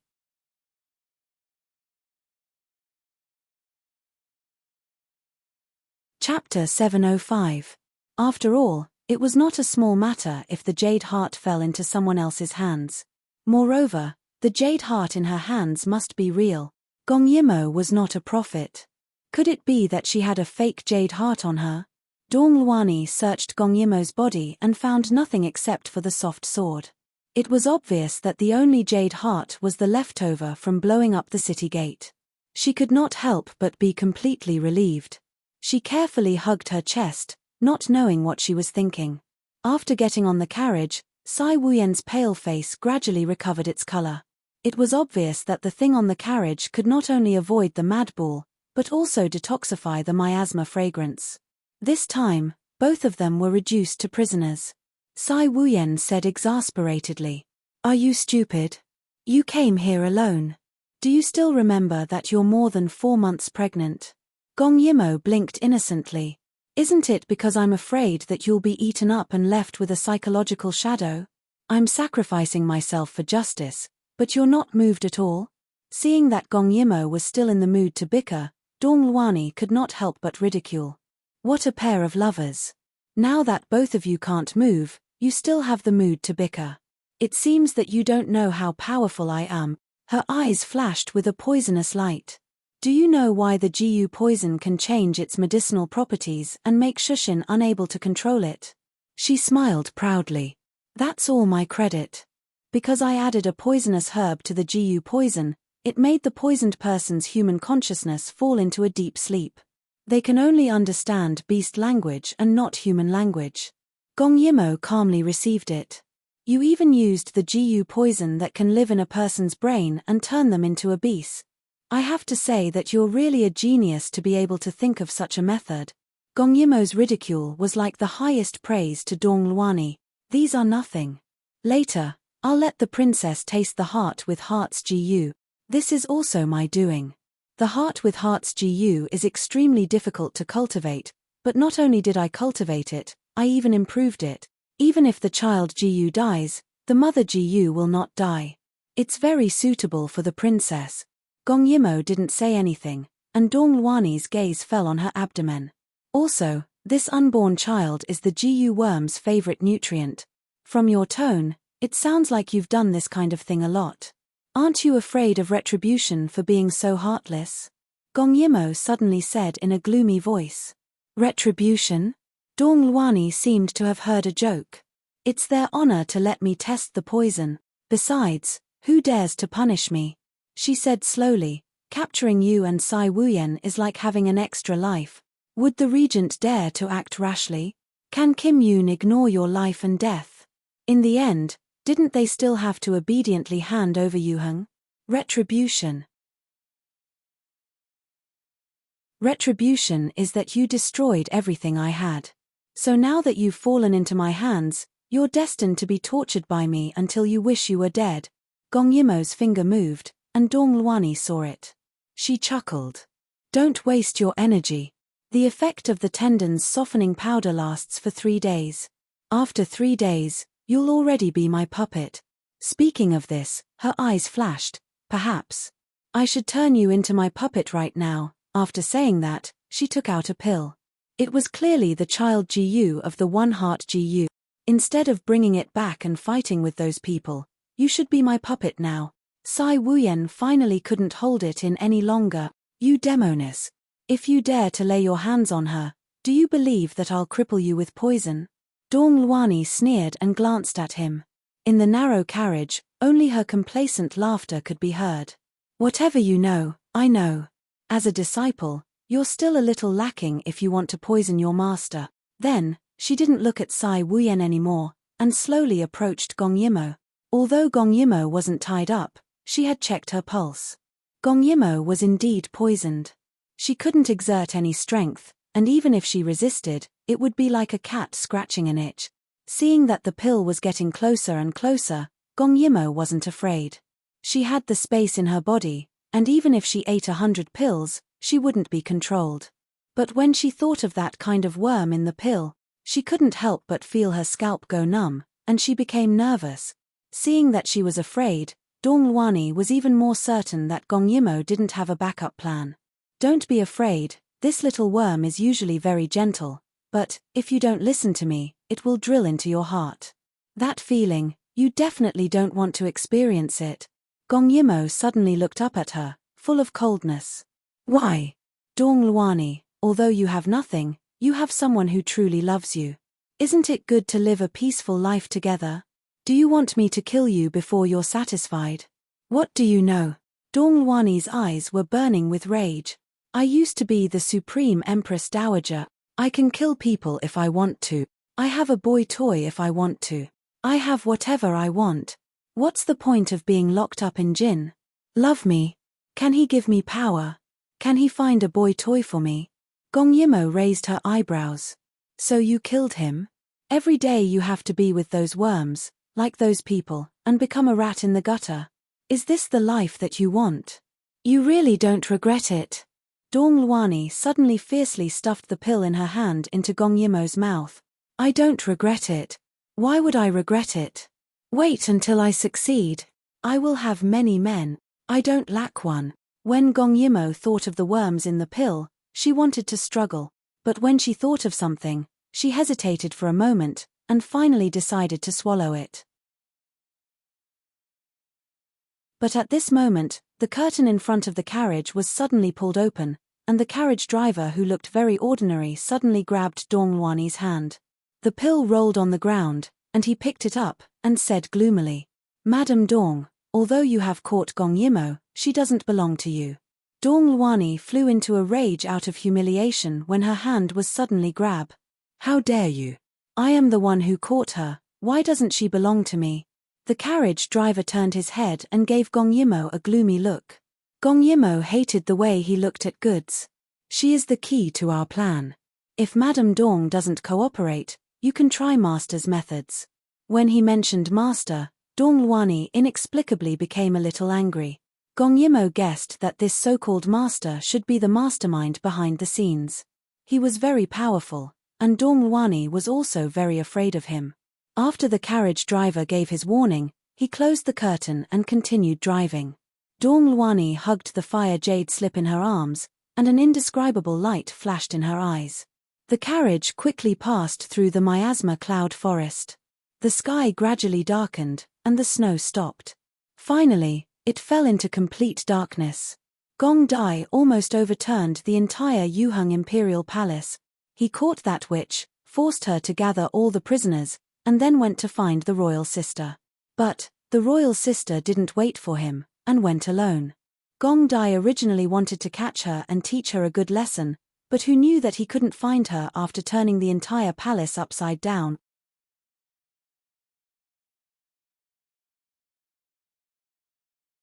Chapter 706. Then he heard the news that the West Gate had been bombed. At that moment, nothing could extinguish Gong Dai's anger. Palace, palace, palace. The sky was dark. At this time, Gong Dai stood on the chaotic West Gate. Looking at the traces on the ground covered by snow, he gritted his teeth. Did she know that she was pregnant? Did she know that he was worried about her? Did she know? He was also afraid. In the end, his bitterness and anger were no match for his worry. He gathered all the soldiers stationed at the West Gate to ask, but because the situation at that time was too shocking, no one noticed which direction the princess went. Instead, when they talked about other things, everyone talked about it, and it was very interesting. For example, when the princess saw that the situation was critical, she made a prompt decision to blow up the West Gate, blocking the hundreds of mad bulls outside. For example, the princess was as fast as lightning. Everywhere she went, she would plant bombs and then quickly leave, as if the explosions were chasing after her. She was able to do what she was doing steadily. But Gong Dai's face was getting darker and darker. She actually did such a dangerous thing behind his back. What if she was hit by a rock? What if she was hit by a bomb? Did she even realize that she was pregnant? At this time, Lo Qi and Luo Xiaoqi knelt down obediently. Gong Dai knew that it was useless to vent his anger because they couldn't stop the royal sister, let alone stop her from doing anything. But this time, Gong Dai was really angry.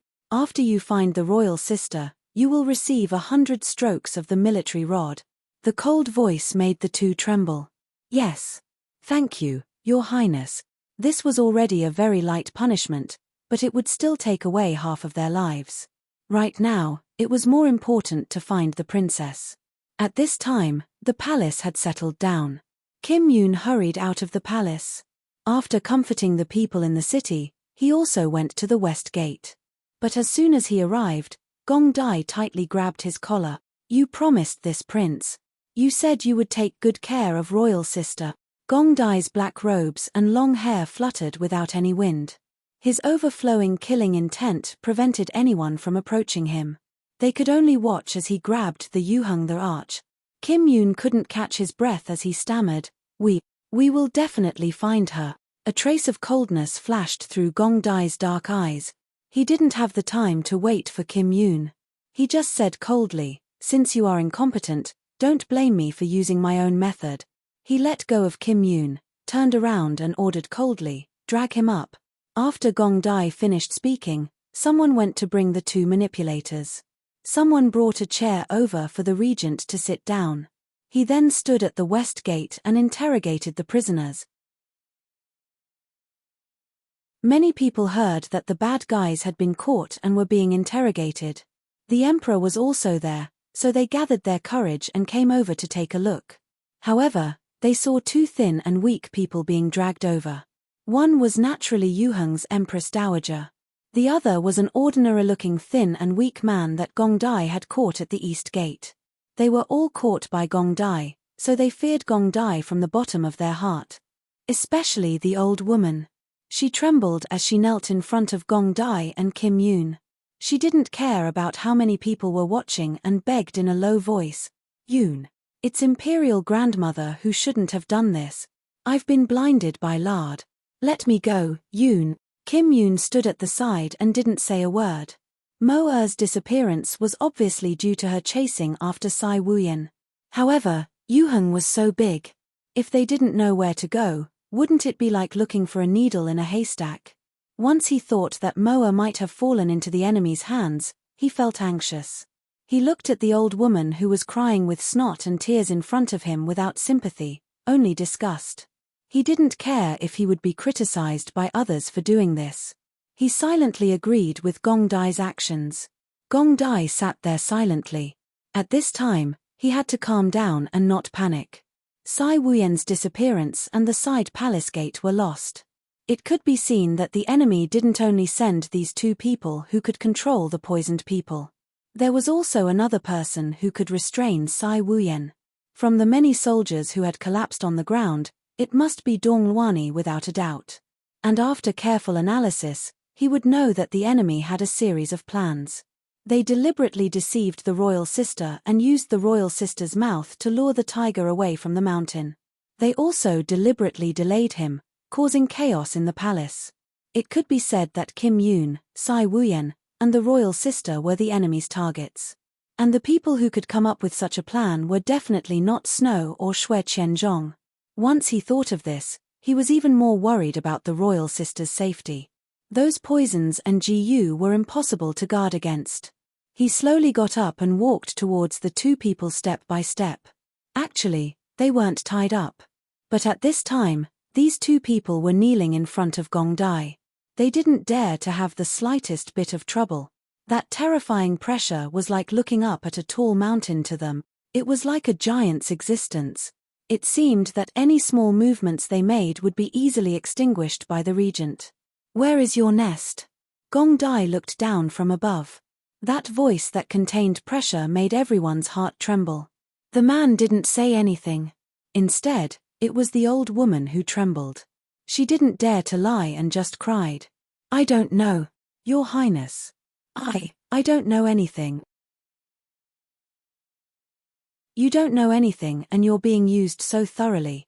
You might as well die. His thin lips calmly spat out the word die. Gong Dai just waved his sleeve. In the next second, the old woman's head fell to the ground. She didn't even know how she died. This kind of disgusting person, it wasn't worth it for him to personally kill. But Gong Dai's anger couldn't be quelled. Only blood could slightly vent it. The blood splashed on the man next to him. He trembled violently. Only now did he know what kind of enemy he was facing. It was a giant that could pinch him to death with a finger. I'll ask again. Although there were many people around, they were all subdued by Gong Dai's murderous aura. So in front of the ruins of the West City, no one dared to speak. Only the crackling of the flames and the sound of the headless corpse on the ground bleeding could be heard. It made people's hearts stop beating. Where is your lair? Gong Dai's cold voice seemed to demand a life. He didn't believe that so many forces were formed in a few months. They had been lurking for a long time. Naturally, they had a nest. They were just waiting for the day when their conspiracy succeeded and they would completely capture Yuheng. That thin and weak man looked at Gong Dai in horror and swallowed his saliva fiercely. Under the huge pressure, he actually forgot that he still had the holy stone and heart's love Jiyu in his body. He only heard him trembling as he said the word miasma. Suddenly, his eyes widened as if he had seen a ghost. He clutched his chest and twitched violently on the ground a few times. Then, he died. Before he died with his eyes open. The heart's love Jiyu pierced through his heart. Everyone was surprised. The bad guy who caused the panic was actually so weak and died.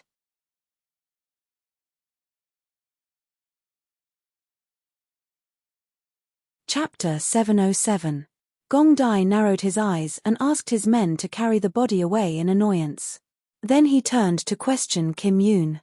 Is there a place with the word miasma around here? As he said that, he added with a cold face, the environment is dark. Because they want to raise Jiyu, there are few people here.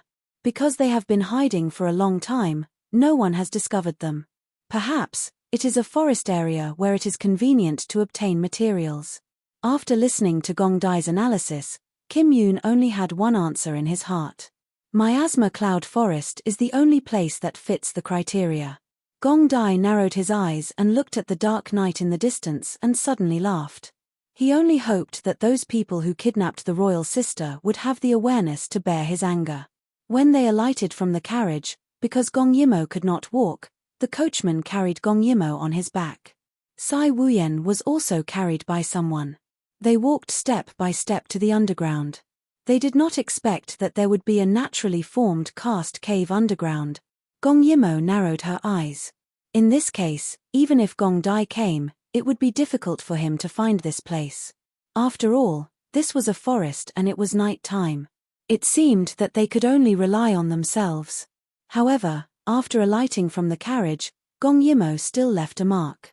If Gong Dai came, he would definitely find it. The karst cave was deep underground and twisted. If one did not live here for a long time, it would be easy to get lost. There were many people in the cave, but each of them was expressionless and did their own things. They did not even look at them. Gradually, Gong Yimo smelled a rotten smell. She turned her head and under the light of the torch, she saw a pit filled with corpses. On the corpses, there were strange insects twisting around. It was not hard to imagine that these were people who were used for experiment. Not only were they persecuted to death, their corpses also became a hotbed for Dong Luani to raise insect.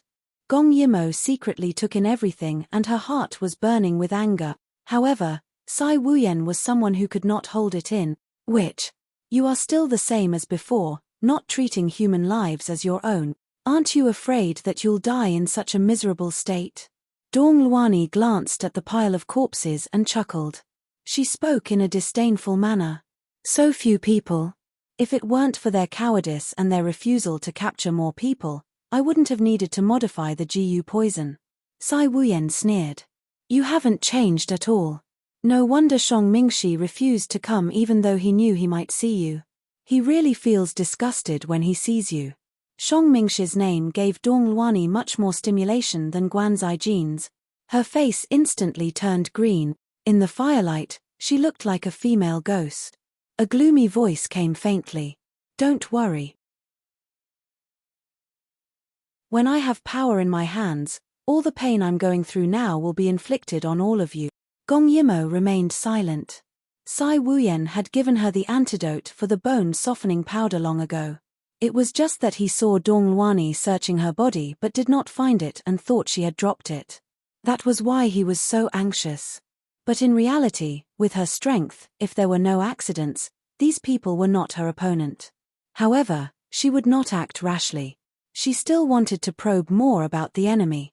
For example, she wanted to see the mastermind hiding in Yuheng. Very soon, they arrived. In a huge cast cave, there was a stone-carved chair. A person was sitting on the chair surrounded by golden dragons. The surroundings were inlaid with night pearls. This was nothing more than the most ironic thing. A person who loved luxury and complexity could only hide below and dream of becoming an emperor. Gong Yimo was a little disappointed because that person was definitely not the mastermind. Shuese, after Gong Yimo was put down, she fell to the ground. However, her expression was gloomy and her cold voice reverberated in the cast cave, causing Shuese to be shocked. Why did you bring her back? If not for the fact that Gong Yimo did not look right, Shuese would have run away. He was not Gong Yimo's opponent. He could only fight after going berserk. Dong Luani looked down on Shuese. Don't worry, I have already searched her body. She was poisoned by the bone-softening powder. She can't kill you. Only then did Shuese calm down and sit on the dragon throne. However, a person behind him stepped forward. That person did not trust Dong Luani and only felt relieved after checking her pulse. Gong Yimo carefully sized up the other party's face and found a long scar on his face. It was a face she had never seen before. His face was a little pale. Perhaps it was related to living underground. Seeing that scarred face nodding, Shuese smiled. Gong Yimo, you also have a day like this? Gong Yimo smiled lightly. I can't compare to you. Even in your dreams, you want to revive your country. Now, it seems like you have really become an emperor. Is this the rat country? Shuese was stunned and immediately became furious. He was actually ridiculed by a little lass. Gong Yimo sneered lightly. Sometimes I am really glad that I am not like you. Otherwise, I would be so stupid. I might as well not have been born. Only then did Shuese know that Gong Yimo knew his identity. He gritted his teeth and said, Who told you? Gong Yimo shrugged. No one. I guessed. Shuese's expression changed when he heard that. In the end, he smiled slowly. Like me? Of course you won't be like me. Who knows if you are the child of that strange stone or a human? Your mother eats stone powder every day and sleeps on the stone. Who knows if you are a human or not? Gong Yimo sneered. I would rather be born from a stone. Shuese was enraged again. It was fine that his mother did not like him, but Gong Yimo also had a disdainful attitude towards him. Why? He did not want to drag it any longer. He smiled sinisterly. Since you are here, to prevent any more trouble, be one of us. As he said that, he also wanted to force Gong Yimo to take the medicine. Looking at the pill in front of her, Dong Luani was somewhat unconvinced. But in the end, she still crossed her arms and watched by the side. After all, she had something more important in her arms. Gong Yimo suddenly asked, Before I take it, can I know whose body this motherworm is in? Shuese raised his eyebrows. Just as he was about to say something, he was stopped by that scarred face. You don't need to know. Just eat it. Gong Yimo saw that this person was very wary and helplessly stretched out her hand. Now that I am meat on the chopping block, I will just eat it. As she said that, in front of everyone, she took the pill from Shuese's hand with great effort. But in the blink of an eye, she swapped it for Sai Wuyen's antidote and really ate it. Everyone saw it clearly. Shuese saw her neck move and was about to say that she was very tactful. But in the next second, that scarred face suddenly said, No. She did not eat it. In an instant, everyone began to move. Shuese cherished his life. In the next second, he hid far away. As for Dong Luani, seeing the chaotic situation, she was afraid and wanted to escape. But that coachman shouted, "She has her in her arms." That scarred face was slightly stunned. "Send someone to chase after her." Gong Yimo immediately slapped the antidote into Sai Wuyen's mouth and blocked him behind her. She smiled at scarred face. "So the mother worm is in your body. Otherwise, he would not have sensed that she did not eat it so quickly."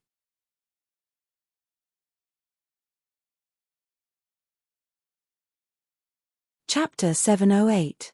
The commotion here had alerted the people outside. Earlier on, those people were still indifferent towards the outsiders, but now, all of them had appeared around the cave with sinister expressions, blocking all directions. Hearing Gong Yimo's words, Scarface could not deny it, but seeing Gong Yimo's gradually smooth movements, his face darkened. "You have the antidote." He did not dare to believe it. He had already searched her body. Gong Yimo smiled as she patted Sai Wuyen's shoulder. His Dongluani's favorite disciple after all. What does Dongluani know that he doesn't know? Scarface looked at her dangerously and suddenly said, "Do it." Once he said that, Snow instantly went into a berserk state. The GU poison in his hands was also modified, allowing him to stay in a berserk state for a longer period of time, but the side effect was that it would make him extremely battle-hungry. His blood-red eyes stared at Gong Yimo, and the other people in the cave surrounded her, wanting to trap her here. Because Sai Wuyen's things had also been searched by Dongluani, in a moment of desperation, Gong Yimo gave Sai Wuyen a few bags of things. Sai Wuyen knew that it was the poison that he had given her to protect herself in the past. He could not help but have the same question in his heart: where did she hide it? At this moment, Snow had already attacked. Gong Yimo's body was like lightning, protecting Sai Wuyen as they retreated and guarding against other people's sneak attack. A hidden sword slid out from her sleeve. This scene made Scarface even more shocked. If the antidote was too small, saying that she hid it was still acceptable. But if something like a sword could be hidden, then it did not make sense. "What exactly do you have on you? You can hide things." Scarface's words made Gong Yimo shocked. She did not expect this person to be so smart. She did not know if he was the mastermind behind this, but it did not matter. She swung her sword, and not only did she force Snow to retreat, she also killed 2 people who were blocking the way. She pulled Sai Wuyen as they retreated and laughed. "You can go ask Hades." From the moment she recklessly revealed her space, she had no intention of letting these people go back alive. If she couldn't do it, there was still Gong Dai. In any case, these people must die. "You really are not a human's child," Scarface suddenly said. Gong Yimo snorted. If he was not a human, could he be a monkey? Did he think that he was reading a myth? "Shut up. I'll say it right here. I want him to bleed on the spot." There were many bloodstains on Gong Yimo's body, but they all belonged to other people. At this moment, her eyes were sharp, and her cold voice spread far and wide in the cave. There was an indescribable murderous aura spreading out. This caused the temperature in the cave to drop. Scarface narrowed his eyes. Seeing that his subordinates were subconsciously retreating, he was surprised.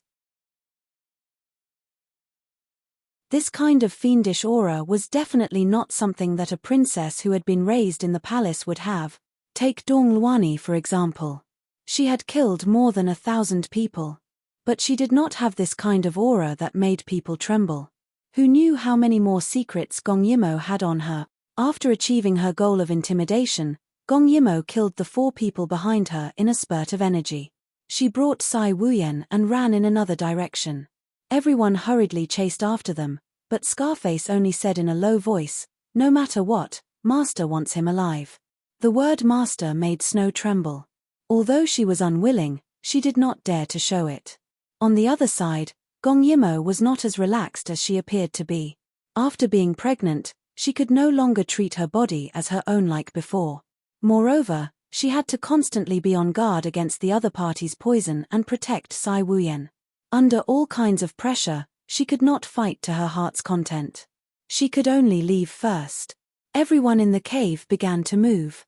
But because there were too many caves and the paths were too complicated, Gong Yimo did not know where she had run to. Suddenly, after killing 7 or 8 people, she brought Sai Wuyen into a strange room. There were many red flowers growing in that room, and in the middle of the flowers was a shallow cauldron. There were piles of hearts in the cauldron, and the scary thing was that those hearts were still beating. What the hell is this? Before the people behind them caught up, Gong Yimo could not help but ask as she gasped for breath. Don't come near. Sai Wuyen looked at the flowers and said in surprise, I've seen it in books before. This seems to be the burning fragrance flower. But isn't this flower extinct? What's its use? Gong Yimo felt that this flower was very fragrant, but for some reason, it felt strange growing in this place. Sai Wuyen said in a low voice, this kind of extinct flower is the favorite of the venomous insects. No wonder they have so many poisonous insects with one heart. With the catalysis of the burning incense flower and the nourishment of the human heart, it's not surprising. Gong Yimo was a little surprised. In other words, what was beating in those hearts was the mother Gu worm of one heart Gu. Disgusting. Her face was filled with murderous intent. Shuese was a little anxious from behind. Not good. They're heading towards the greenhouse. Someone shouted. What? Shuese was shocked. The burning fragrance flower could only be found here, and it could not be transplanted or cultivated. If anything happened to those flowers, he might not be able to escape the fate of having his heart pierced through. But before he could get close, a strong fragrance accompanied by hot air wafted over. Gong Yimo actually set a fire. She was burning those flowers. No matter how fast Shuese was, by the time he arrived, those flowers had all been burned, along with those weak one-heart Gu worms and egg. Sai Wuyen said in surprise as he ran, Why do you still have a fire starter and wine on you? Only God knew how shocked he was when he saw Gong Yimo take out a bamboo joint from her sleeve, but when he opened it, it turned out to be highly concentrated wine. Otherwise, it would not have burned so quickly. Gong Yimo stuck out her tongue, If you have time to ask so many questions, why don't you get out of here quickly? If we're caught again and poisoned with some strange poison, both you and I will die. Sai Wuyen immediately quietened down, but his eyes were filled with suspicion as he scanned Gong Yimo's body from head to toe, as if it was the first time he had met her. Very quickly, they were blocked by the furious Shuese. No one knew what was wrong with him, but Gong Yimo could clearly feel that the other party had become stronger. In a moment of desperation, she had no choice but to use 80% of her strength. Her expression was slightly anxious. At this moment, a large group of bats suddenly pounced over. The bats were not scary, but the scary thing was that those bats actually had holy stones in their bodies. They let out a sound that made Gong Yimo's head splitting. At this moment, Gong Yimo's body was injured. She cursed in her heart, these bats must have been specially raised by that scar to deal with her. When Sai Wuyen saw those bats coming out, he promptly took out poison powder and scattered it over. But when those bats landed on the ground, Gong Yimo also suffered quite a bit of injury. Fresh blood flowed down her right hand. Just now, her tendons were almost cut off by Shuese. Hence, she began to use her left hand to hold the sword. Gong Yimo, I want your life. Shuese went crazy and attacked again.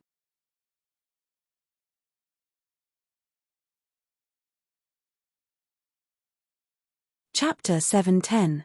Seeing Snow retreating, she did not follow up with another attack but panted heavily as her heart was filled with uncertainty. The corner of her mouth was still stained with blood that did not belong to her. She licked it with her tongue as though she had not had enough. How is that possible? Why is your head not hurting anymore?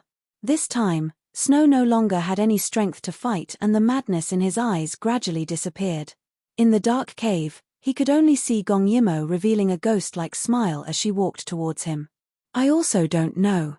Maybe it's your blood that has temporarily suppressed the Gu poison in my body. She faintly blinked her eyes, because you've taken the antidote. I wonder if I suck you dry, will it be able to cure the poison? Her eyes were filled with eagerness. This time, Snow retreated as though he had seen a ghost. Those bats were still crying out in annoyance and Gong Yimo had chopped them all to death with a few slashes. The world became peaceful again. When she turned back, Snow had already disappeared. She sat on a stalactite and panted. Slowly, she took out the saint stone from the bat's body. Her expression was cold and at that moment, a bloody thought flashed past her mind. Her kindness had disappeared and only cruelty was left. She had purposely let Snow go because she wanted him to live. She wanted him to live until the day she had the strength to catch him and use him to create the antidote. Moreover, Snow's blood could cure the poison and he would definitely not dare to tell anyone. Otherwise, if he was caught by those people to do research on him, he would die a horrible death. Gong Yimo rubbed her stomach. She knew that her thoughts were a little scary, but a mouthful of blood could only treat the symptoms and not the root cause. If she could not find the third antidote, why not suck Snow dry? She had not sat for long when Scarface appeared. But when he saw Gong Yimo, he was a little shocked. Because according to his estimation, even if Gong Yimo did not die, she would be heavily injured by the bats and Snow's double attack. He only needed to clean up the aftermath.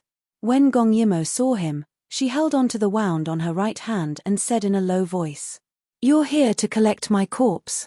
She looked weak, but Scarface did not dare to go near her. Snow was not here. It was very likely that she had defeated her. She might have an unknown trump card in her hands. "What the hell are you?" The scarred man's cold voice reverberated in the air. There was actually a trace of fear in his voice.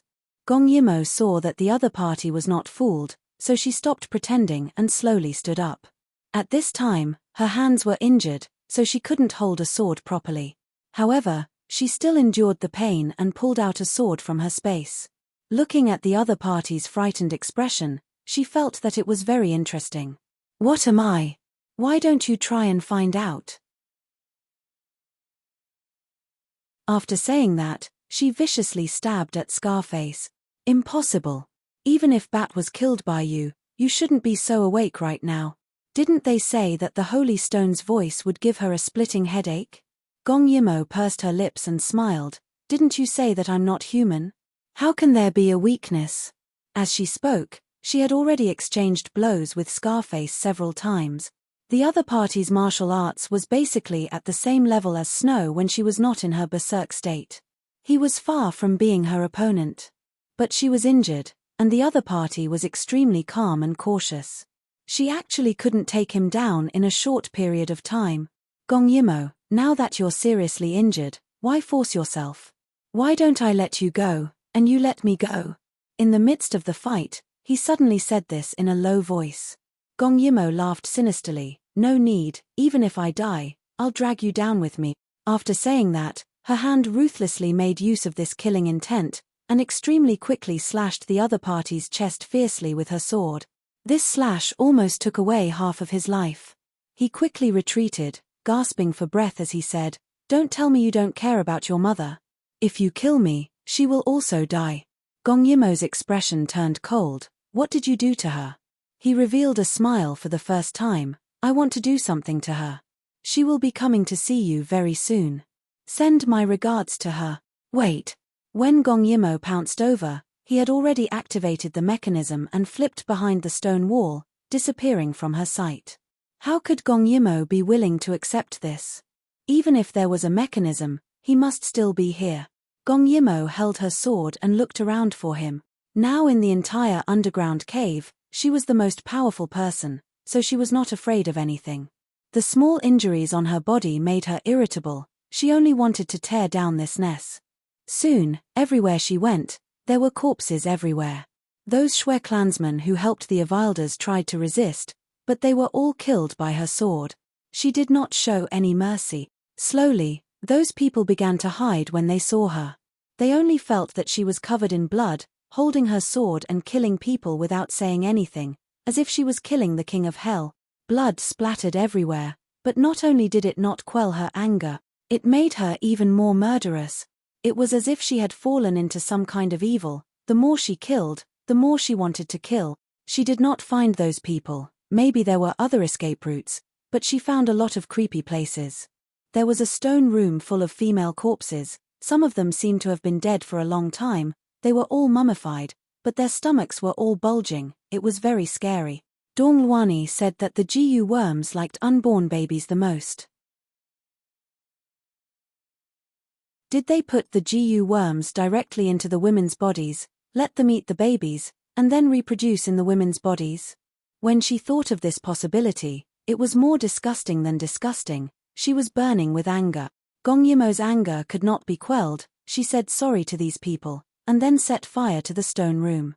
She continued to search and found their residence. And in the residence, there were many women tied up. Because they had been living underground for a long time, their hearts were very twisted, so almost all the Shui clansmen here were men. Men had desires, and the way they vented their desires was by kidnapping women. Seeing these naked women tied up here, Gong Yimo's eyes became redder. Kill. She only wanted to kill those beasts. When the women saw Gong Yimo, they regained some spirit, because Gong Yimo was also a woman, but Gong Yimo's murderous look scared them. Often, before Gong Yimo came close, they would scream and be saved by Gong Yimo in the end, but their legs were still weak. Some even thought that Gong Yimo was with them. After cutting the ropes, not only did they not thank her, they even hugged her leg and begged, "Master, I am not pregnant. Don't feed me to the worms." Gong Yimo could not help but frown. "You said they used their own flesh and blood to raise Jiu worms." Gong Yimo's face became more and more unsightly. She was so scared that the other party no longer dared to hug her leg. Trembling, she begged, "Yes. But I am not pregnant." "Woo woo, don't cry." Gong Yimo's cold voice made her stop crying.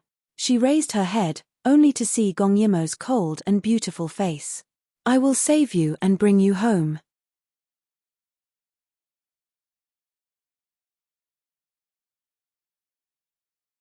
Chapter 711.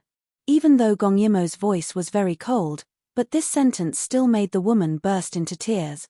After being locked up for so long, she never thought that there would be a day when she would be able to leave. "Go and release the other women who were captured and follow me." That half-naked woman took the dagger from Gong Yimo's hand and followed behind her. She didn't know why, but she was afraid at first, but now, seeing that she was covered in blood, most of which belonged to others, she actually felt at ease. After Gong Yimo saved over 10 people, she didn't stay any longer. She wanted to see what other dirty things were going on here. She continued to search, like a sharp sword. Wherever she went, there would be corpses, but it made the women behind her feel more at ease. But after seeing too much, the anger in Gong Yimo's heart became harder to quell. For the sake of the higher-ups, they had bewitched those who blindly followed them to commit heinous crimes. Now that those fellows had escaped in order to save their lives, these people who helped the tyrant became her only target to vent her anger on. They didn't dare to run out of the cave because the miasma cloud forest's poisonous gas was not to be trifled with. They had tried to resist, but they were unable to harm Gong Yimo at all. Their own people had died, so they started to beg for mercy. In the darkness, Gong Yimo grabbed the person who was begging for mercy and said fiercely, "Do you have a way out here? Where is your leader hiding?" That person was so frightened by her murderous look that his legs went soft. "I don't know. We don't know where Lord Holy Lord is." Gong Yimo saw his cowering appearance and her heart couldn't bear it. But when she thought of these people, who had tortured and killed women, who had not had their hands stained with blood for the sake of their Jiu worms, only when they saw her who was even more evil than them, did they reveal their weak side. If it was those weak pregnant women, they would reveal their fangs without batting an eyelid and put their Jiu worms into their bodies. Thinking of this, Gong Yimo's sword slashed and he fell to the ground, dead. At least this way of dying wouldn't be too painful. Gong Yimo discovered that this group of Snow Clan people had been hiding here for a long time. This huge underground cave was a complete tribe. Piles of food, stolen jewels, and captured captives. Gong Yimo followed the directions of those women and opened the cage that imprisoned the captives. When those people heard the screams outside, they thought that something big had happened. When they saw Gong Yimo coming in, that biting cold murderous aura made them extremely scared. "Who are you?" A cold voice sounded. Drops of blood slid down the edge of the sword. Her eyes were bloodshot, and she was like a human-shaped weapon. The dirty people huddled together like animals that had been abused. They were indeed animals that had been caught to be tested for poison. Someone said timidly, "Are you here to save us? We were all captured." Gong Yimo's expression softened when she saw that they were terrified. "Come out and follow me." After saying that, he turned around and left without delay. Her only goal now was to destroy this place, to destroy this evil place that had been hiding in Yuheng for more than 10 years. Seeing Gong Yimo's murderous aura rushing out, some of them quickly followed. Seeing that there were many women outside, they empathized with Gong Yimo and immediately let down their guard. Gong Yimo didn't call out to them. She just took the lead and walked in front. Poisonous grass. Burned. Insect eggs. Destroyed. Kill them all. The huge underground cave was on fire. According to the people who had been captured earlier, this place had been built for 11 years. It was one of the biggest caves of the Snow Clan. Now that it was destroyed, it could be said that they had suffered a great loss. But Gong Yimo was not satisfied. Snow Clan, his life must be kept. Because she didn't have the strength to take him away. Dong Luani had run away early. It was a pity that they didn't catch her.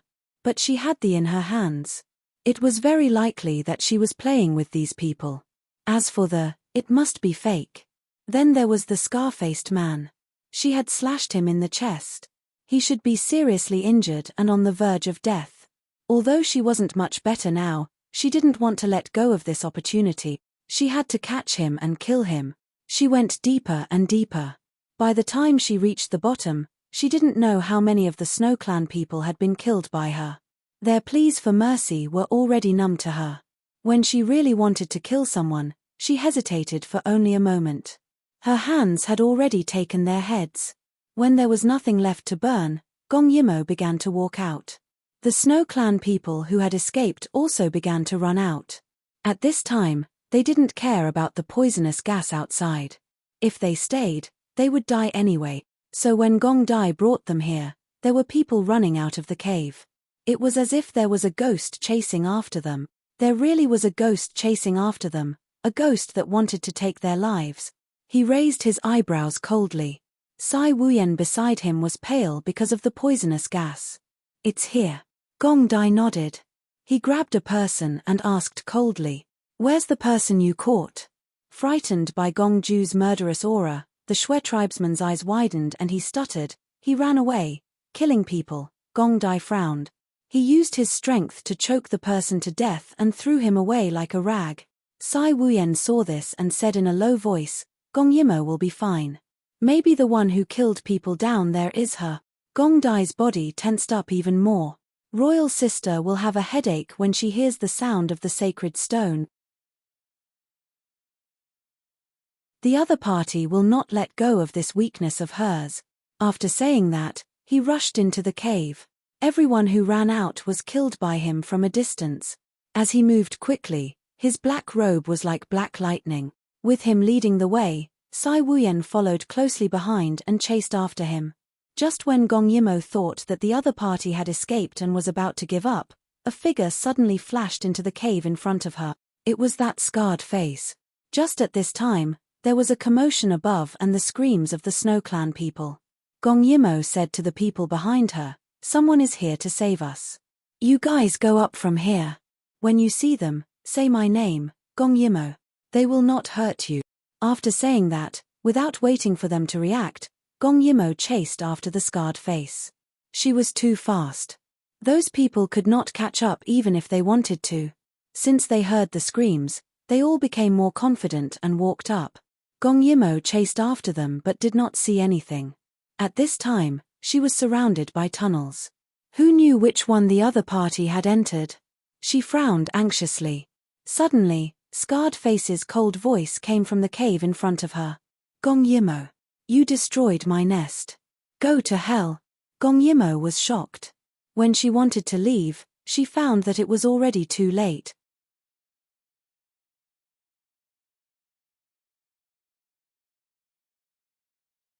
Chapter 7:12. Rustling sounds could be heard and Gong Yimo saw many poisonous insects crawling out from all four sides of the cave. There were all kinds of them, so many that it made one's scalp numb. Looks like the other party did not just start raising GU after Dong Luani came. They had long used the burning incense flower to raise many poisonous insect. Gong Yimo directly entered the tunnel in front to chase after that scar face. As long as she followed him, she would definitely be able to get out. But her movements were fast and the other party had the advantage of being able to move around. The cast cave they were in now was very different from before. There were many small caves connected together, just like an ant's underground nest. She did not know how they left the cast cave. Gong Yimo heard the rustling sounds behind her and tried her best not to turn back. This must be the other exit, she would be able to find it. Sure enough, after she turned a corner, she saw Scarface's figure. He obviously did not expect Gong Yimo to be so fast, and Gong Yimo also saw him hugging the unconscious Snow. She did not expect them to be together.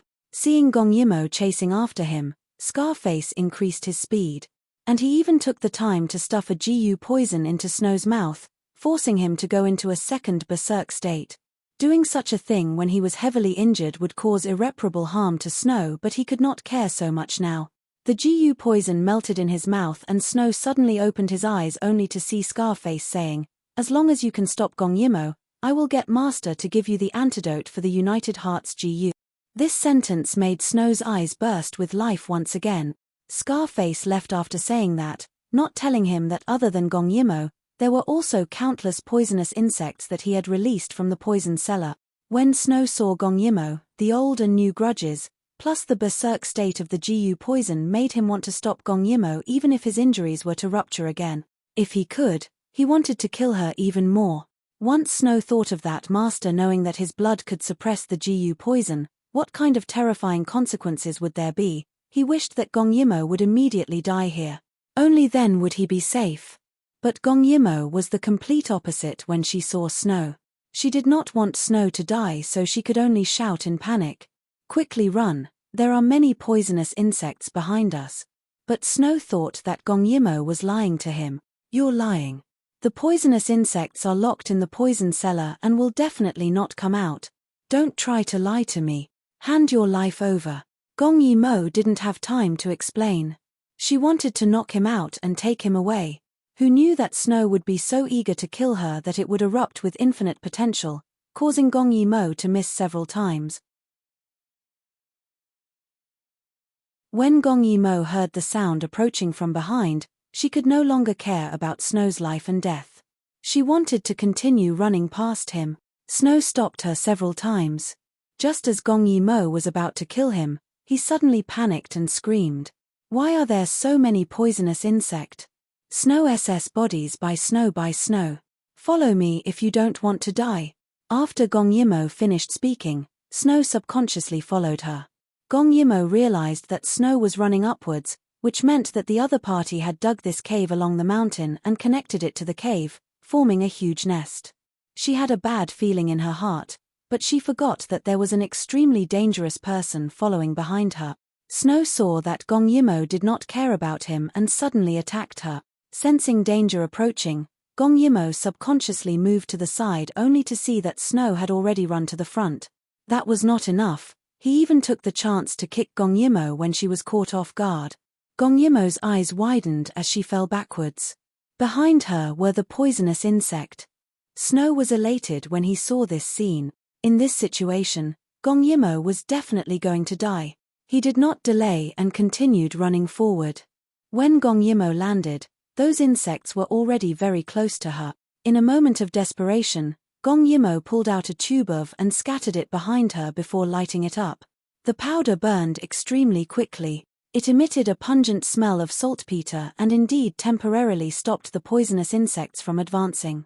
But the powder burned quickly and extinguished quickly. Gong Yimo took advantage of this little bit of time to quickly climb up and continue running forward. Very quickly, she saw a suspension bridge. They were indeed in the mountain, and the reason why there was a suspension bridge here was because the mountain had split open. Scarface was preparing to cut the suspension bridge. When Snow saw that Gong Yimo was still alive, it was as if he had seen a ghost. Why wasn't she dead?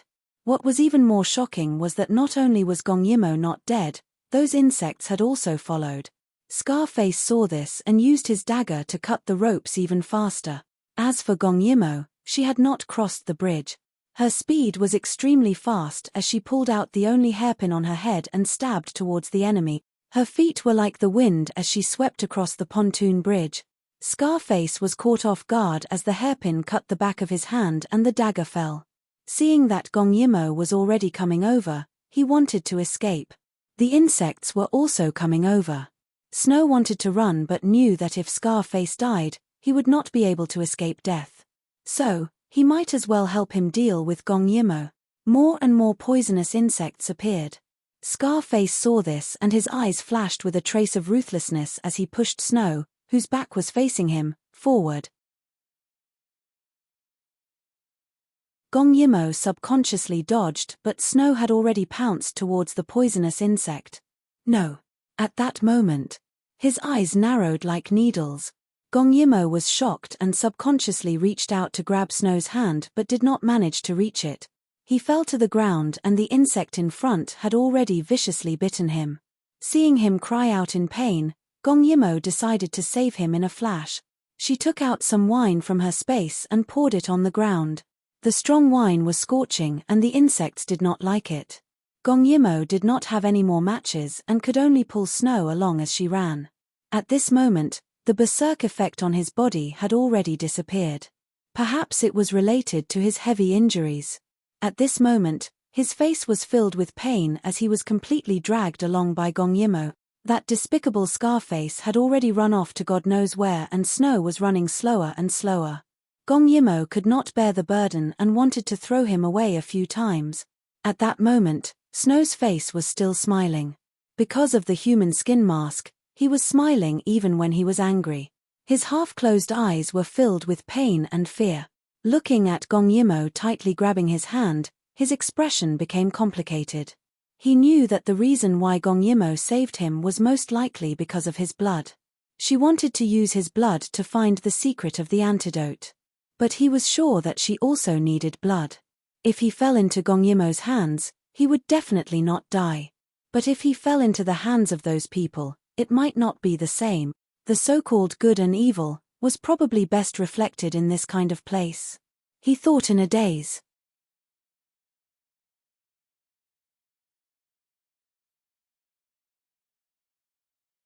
Chapter 7:13. Shuese rarely reflected on his life because he felt that everyone had let him down, he was not in the wrong. Just like Shuelian, she borrowed his hand to escape from the sacred land and married him, but she did not love him. This was all Shuelian's fault. Just like when he became the king of the Snow Clan, those people did not respect him, it was those people who were blind. He knew that the reason he became the king was because those elders thought he was easy to manipulate and obedient. But he was also a man, he also had great ambitions, he hoped to achieve great things, making everyone kneel at his feet and worship him. Finally, when he saw the Gu poison, he felt that his chance had come. He made a deal with Shuelian, he helped her leave the sacred land, she stole the holy stone, the Gu poison and the antidote, then he personally destroyed the sacred land. Most of those elders died in his hand. At the same time, Daiyu state invaded. He felt that this was a chance, although his snow country was small, there would be a day when he could enter the central plains.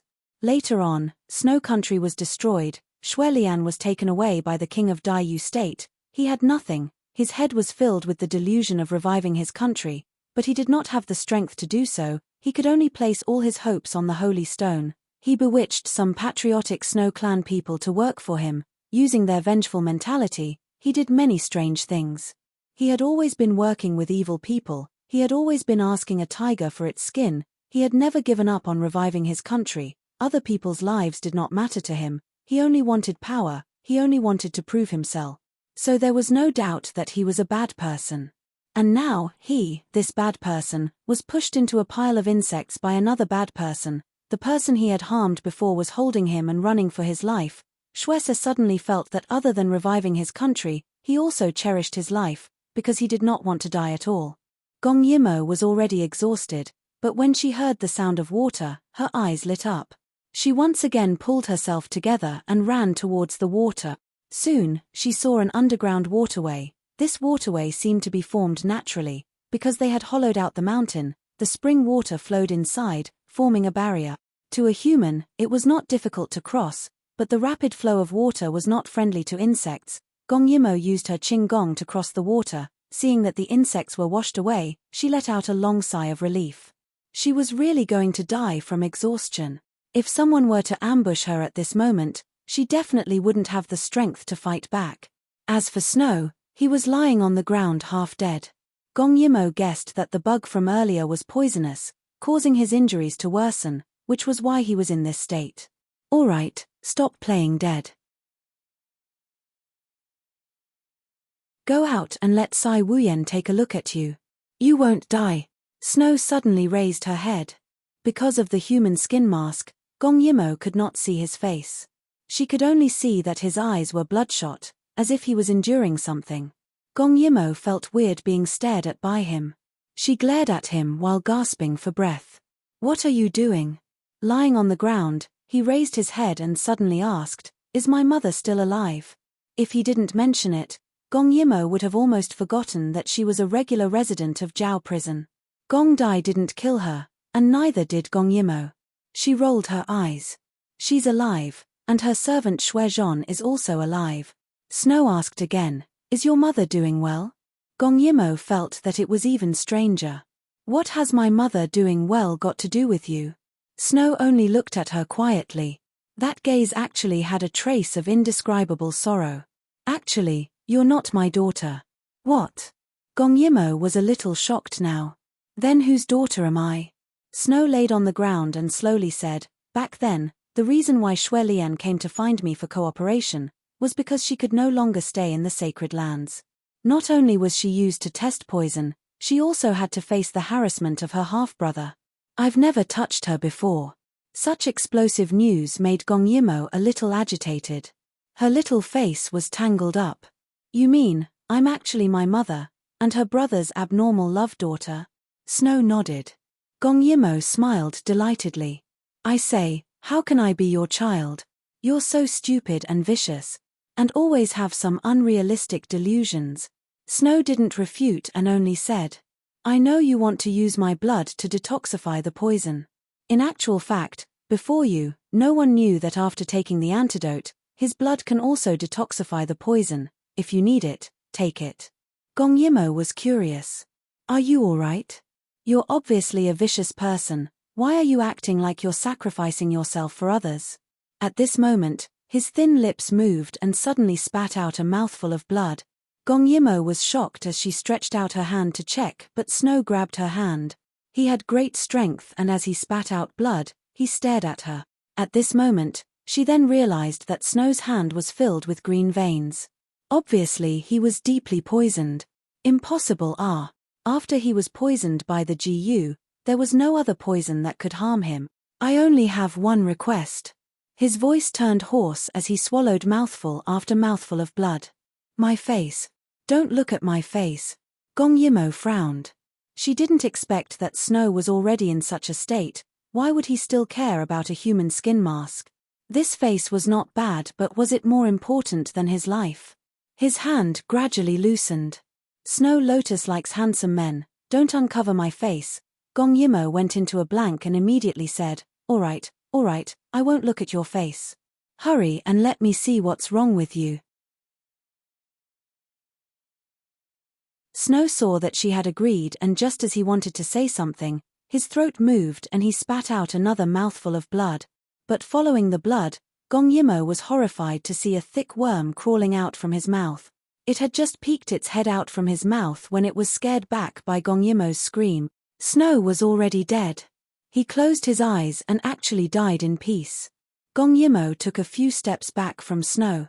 Obviously, the poison would not kill him, but when the poisonous worm entered his body, it directly bit off his life force.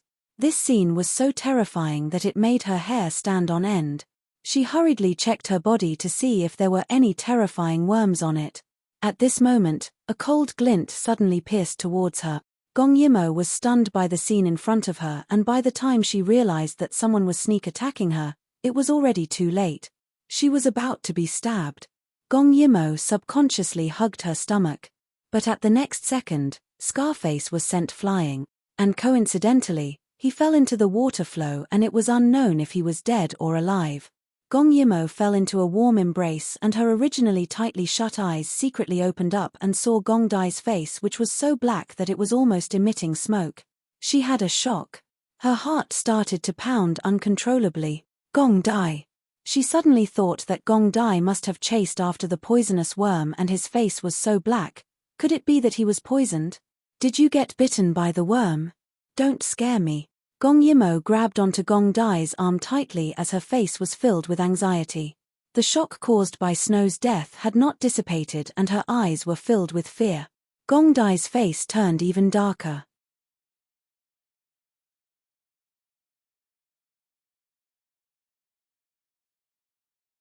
Chapter 7:14.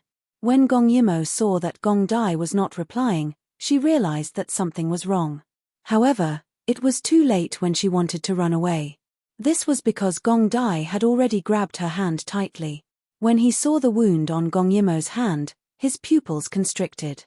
All the heartache in his heart turned into anger. Royal sister, sometimes I really want to break your legs. Let's see where you can run to. Gong Yimo blinked rapidly.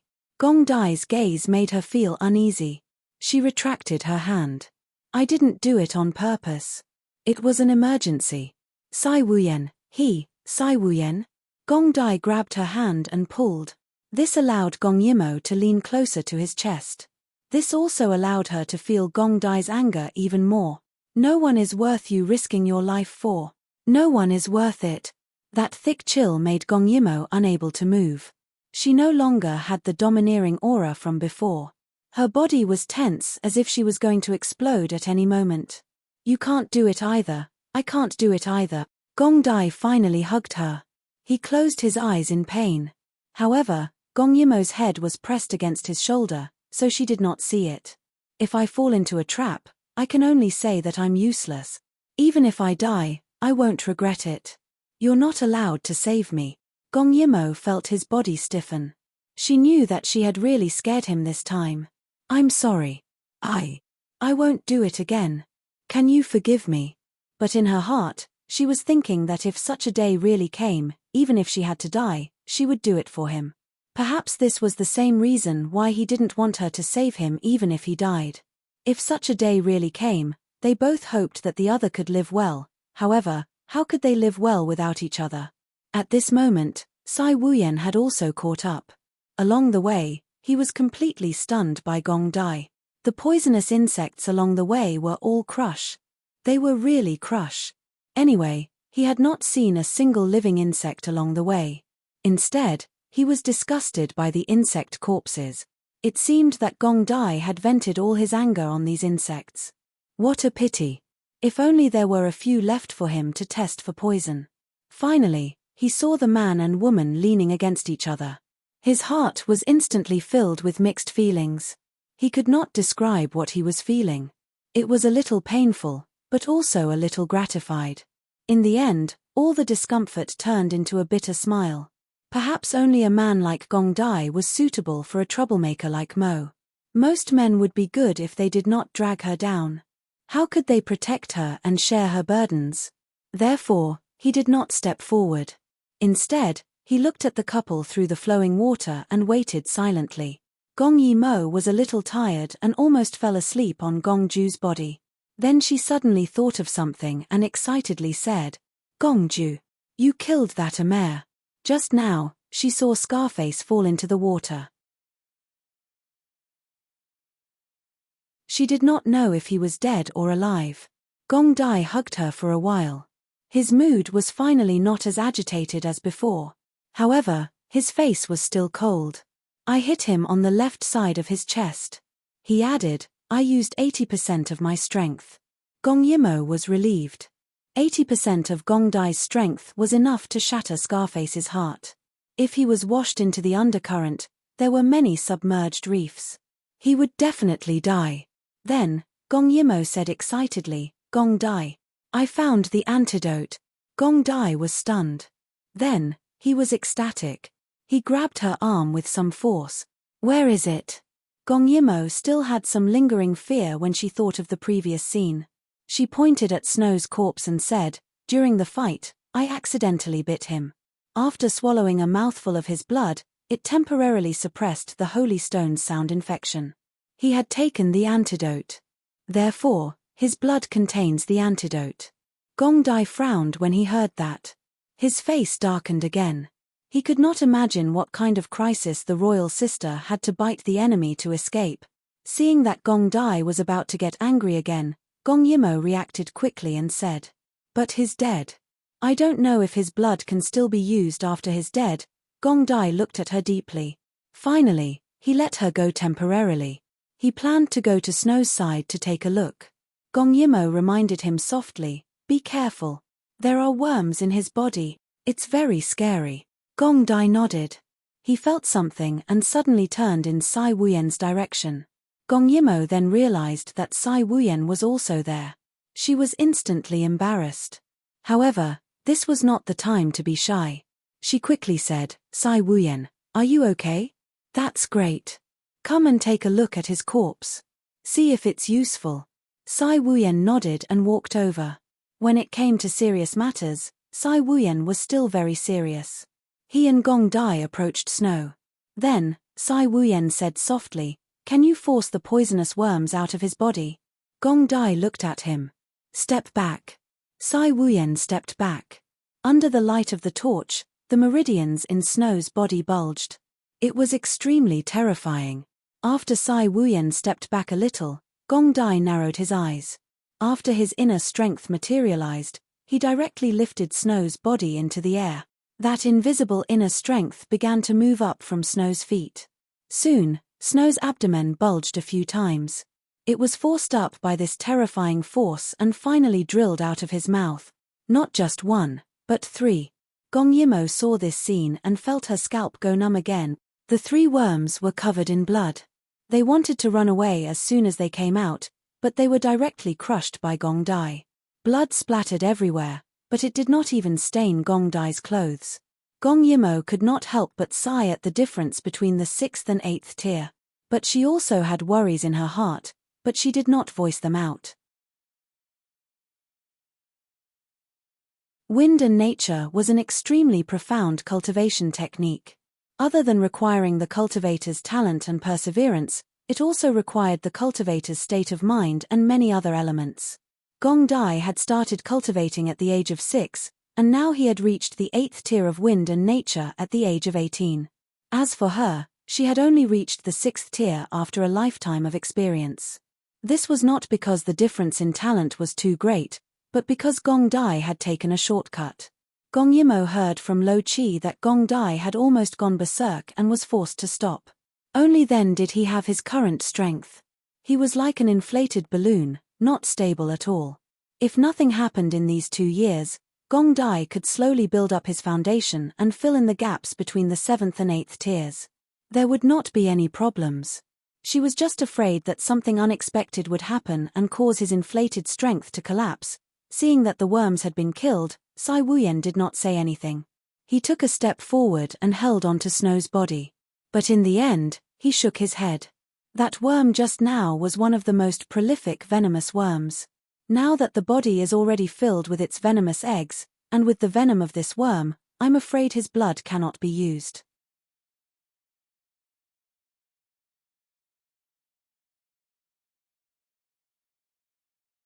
Chapter 7:15. Gong Yimo was very disappointed. What a pity. She thought that she could use Snow's blood to get rid of the Jiu poison. She did not expect such an unforeseen event to occur. Gong Yimo, do you have a pouch on you? Sai Wuyen was a little conflicted. He now knew that Gong Yimo had a secret. Gong Yimo nodded and took out a leather wine pouch for him. Sai Wuyen lowered his head and filled the pouch with blood. Although it can't be used, his blood contains the secret to the Jiu poison. There is no doubt about this. I'll bring it back and try it. Millimeter. Gong Yimo nodded. That was all they could do. Hey! Sai Wuyen looked at his face. He seems to be wearing a human skin mask. Don't move. Gong Yimo suddenly stopped him. I promised him that I would not uncover his face. All right. Sai Wuyen retracted his hand. It was not that he had to look. It was not appropriate to expose the corpse here. Gong Yimo remembered that he and Snow Lotus knew each other, so she simply buried him. When everyone came out, the sky was already bright. Gong Yimo curled up tiredly in Gong Dai's arms. Because of the poisonous gas in the miasma cloud forest, Sai Wuyen had to search for a long time in the cave that was almost destroyed by Gong Yimo. Finally, he found some pills in a luxurious cave residence. Only then did he bring the rescued people out. Outside the miasma cloud forest, Kim Yoon had been waiting for an entire night. When he saw that Gong Yimo and Tsai Wuyen had returned safely, Kim Yoon finally smiled. When he saw the people behind them, he was even more shocked. He did not know how long the Snow Clan had been hiding here. They had actually captured so many people. Kim Yoon hurriedly sent people to pacify them. They returned to the capital together. When they returned, everyone came out to welcome them. When they saw that they had saved many people, they were a little surprised. A few days later, almost everyone knew that there was a cult's nest in the miasma cloud forest not far from the capital. The living people there were refining pills. Their methods were extremely vicious and cruel. And the princess from Dayu State was extremely brave. She killed her way in and out with a sword. Not only did she save people, but she also destroyed the cult's nest. Almost all the bad people were killed. Those who were not all died in the forest. They could never come out to harm people. In the past few months, the haze over everyone's head gradually dissipated. Many of the rescued people were from the capital. After they were taken back by their relatives, they were even more grateful to the princess. In addition, the contribution that the princess from Dayu State had made to Yuheng a few years ago was dug up. Not only did the storytellers brag about it, there were even people who drew portraits of the princess and circulated them among the people. The influence was so great that even Kim Yoon laughed and joked about it. He said that he was not as popular as a foreign princess. Tsai Wuyen had been studying the snow-colored blood and those GU worms. Kim Yoon was in charge of interrogating those captured from the miasma cloud forest. They didn't know much, but they did confess some things. For example, when Tsai Wuyen came previously, they wanted to take him down. However, the 1,000 people that Tsai Wuyen brought were all carrying drugs. One of the drugs made it especially difficult for them to control. As soon as they got close to the drugs, the GU worms in their brains would start churning. Naturally, they couldn't control the poisoned people to attack. Instead, they allowed Tsai Wuyen to enter the city safely. They only made their move after he put away the drugs. Tsai Wuyen then searched for something that could restrain them from the drugs he brought. In a tea house, a delicate-looking young master was drinking tea by the window. When he heard the storytellers say that the princess from Dayu State was 7 feet tall and had the strength to move mountains and rivers, he couldn't help but spit out his tea. The tall man sitting beside him frowned slightly and handed him a handkerchief. Gong Dai, do you think they're really talking about me? Why do I feel like I'm the man they're talking about? Gong Dai glanced coldly at the storytellers and said indifferently, that's good too. What's good about it? Gong Dai placed the peeled melon seeds on a plate in front of Gong Yimo. This way, no one will have any improper thoughts about you.